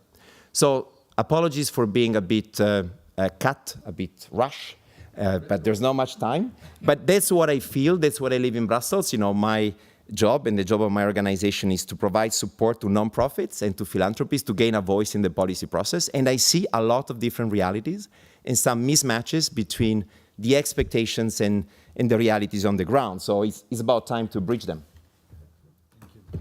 So Delphine, a threat or an opportunity? Well, probably both. For sure. No, I think there's so much to respond on to what's been said. I think on the point of democracy, which you talked about, Alberto, I was really interested in hearing your thoughts on that. And I just wanted to make the point that within Philea, when we launched the organization, we asked our members what the 3 themes were that they wanted us to be mostly intentional about, and democracy was definitely one. And I think really righteously so, when you look at how things are evolving in Europe. There was a research or an opinion poll by the Bertelsmann Stiftung a while ago, which said that 53% of young people feel that authoritarian regimes are better placed at solving the climate crisis than democratically elected leaders. So, I mean, that's really the scale of the problem that we're dealing with. And as a part of civil society, I think we have a role to play. And to play our role, we also need to be very intentional about our own legitimacy and the trust that others have in us. Because we can believe that we're doing good, but are we really? And when you look at kind of the broader human rights tradition, to give one example, human rights stakeholders have been arguing for a number of rights over the past decades to then find that the Gilets jaunes felt completely left out. So how do we deal with that? How do we incorporate views that are not our own in our own thinking to be able to do that good in a way that is connected to the realities on the ground? And there too, I think ultimately a connection with research can be of help. So just that. I think on the point that you mentioned, kind of the 4 levels, talking about an enabling environment is something that with Philea we've been feeling comfortable to do. We feel that we have a clear mandate. I think the 2 other levels, not only the 3rd one, but also the 2nd one, I think we're still relatively hesitant, and I'd like to have a conversation around what is our role there? What is the role of philanthropy, first and foremost, and is there a role for Philea? Do we add value or don't we? And if so, under what kind of form should that be done? So I think a lot of things to explore for us, and I think we come to this very much with an open mind. Who needs to sit around the table for us to be at our best is definitely one that we're willing to openly explore, and I speak under the control of my president and vice president, but definitely one that will continue to be part of the conversation. So thank you. Thank you, Delphine. Thomas, the floor is yours. Yes, well, first, just want to apologize for the offensive word, standardization. I mean, after the financial crisis, it's only fair that the entire financial markets jargon is a bag of trigger words. But really, I think it's important to keep in mind that when it comes specifically to investments, standardization doesn't necessarily mean compromise. It just means that if we want to build something that is greater than the sum of its parts, we need to have a common language. That really is it. And then just to rebound on Delphine's observations that European institutions are people too. They are. In fact, I've come across a great many very good people in the space of the last few months. And I think also adding to the point on lobbying or the importance of the parliament, I think whenever dealing with these institutions, knowing who your friends or champions are is important, and supporting them is important. Some of them move on, sadly, but others come, and for me that is certainly something that is not easy to do when it comes to European institutions, but is very key. Thank you. So I would thank the whole panelists for their contribution.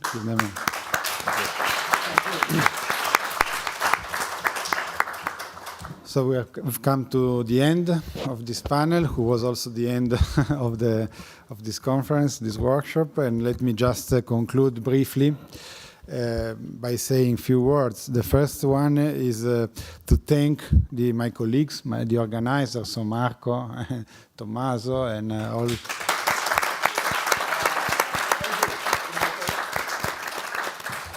And all the group of the other colleagues here present. Thank Collegio Carlo Alberto for hosting us and our partners organizing this. Philea, Aeronop, of course. And I would just add that this last panel was about Europe and how to deal with the European Commission and the institutional part of Europe, but also shedding light on this level of international collaboration, which is something that probably from some of us is obvious, but is not at all obvious when it comes to foundations that are different animals, as we all know. So some has their own theory of change, some doesn't have a theory of change, and so on and so forth. But we should also go beyond, because there is a worldwide movement, and I'm particularly glad to have here Rockefeller Philanthropy Advisor, for example, who provides us a transatlantic dimension to this, and which I find very, very relevant, in particular at this moment in time, even more. And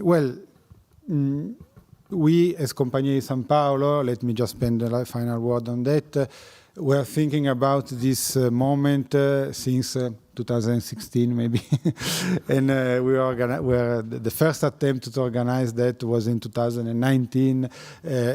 Starting the machine to deliver it in 2020, then 21, then 22, and now we are at the end of 22, finally doing that. I just wanted to recall this. Probably was already mentioned at the beginning of this moment, but because at the beginning we were thinking about setting up probably a research center on philanthropy, or research on philanthropy here as a joint undertaking between among Italian foundations. But then we thought that we should probably slow down a little bit the process and start with a workshop. And now we will probably, profit on what has been said today, and all what you so generously brought us to think the next step. And this is to say that the story doesn't end here, at least for Torino and for Italy. I'm not able to say what next, but definitely there will be a next. And so thanks again for being here. And we will see again, maybe in Torino in the forthcoming years. Thanks very much. Thank you.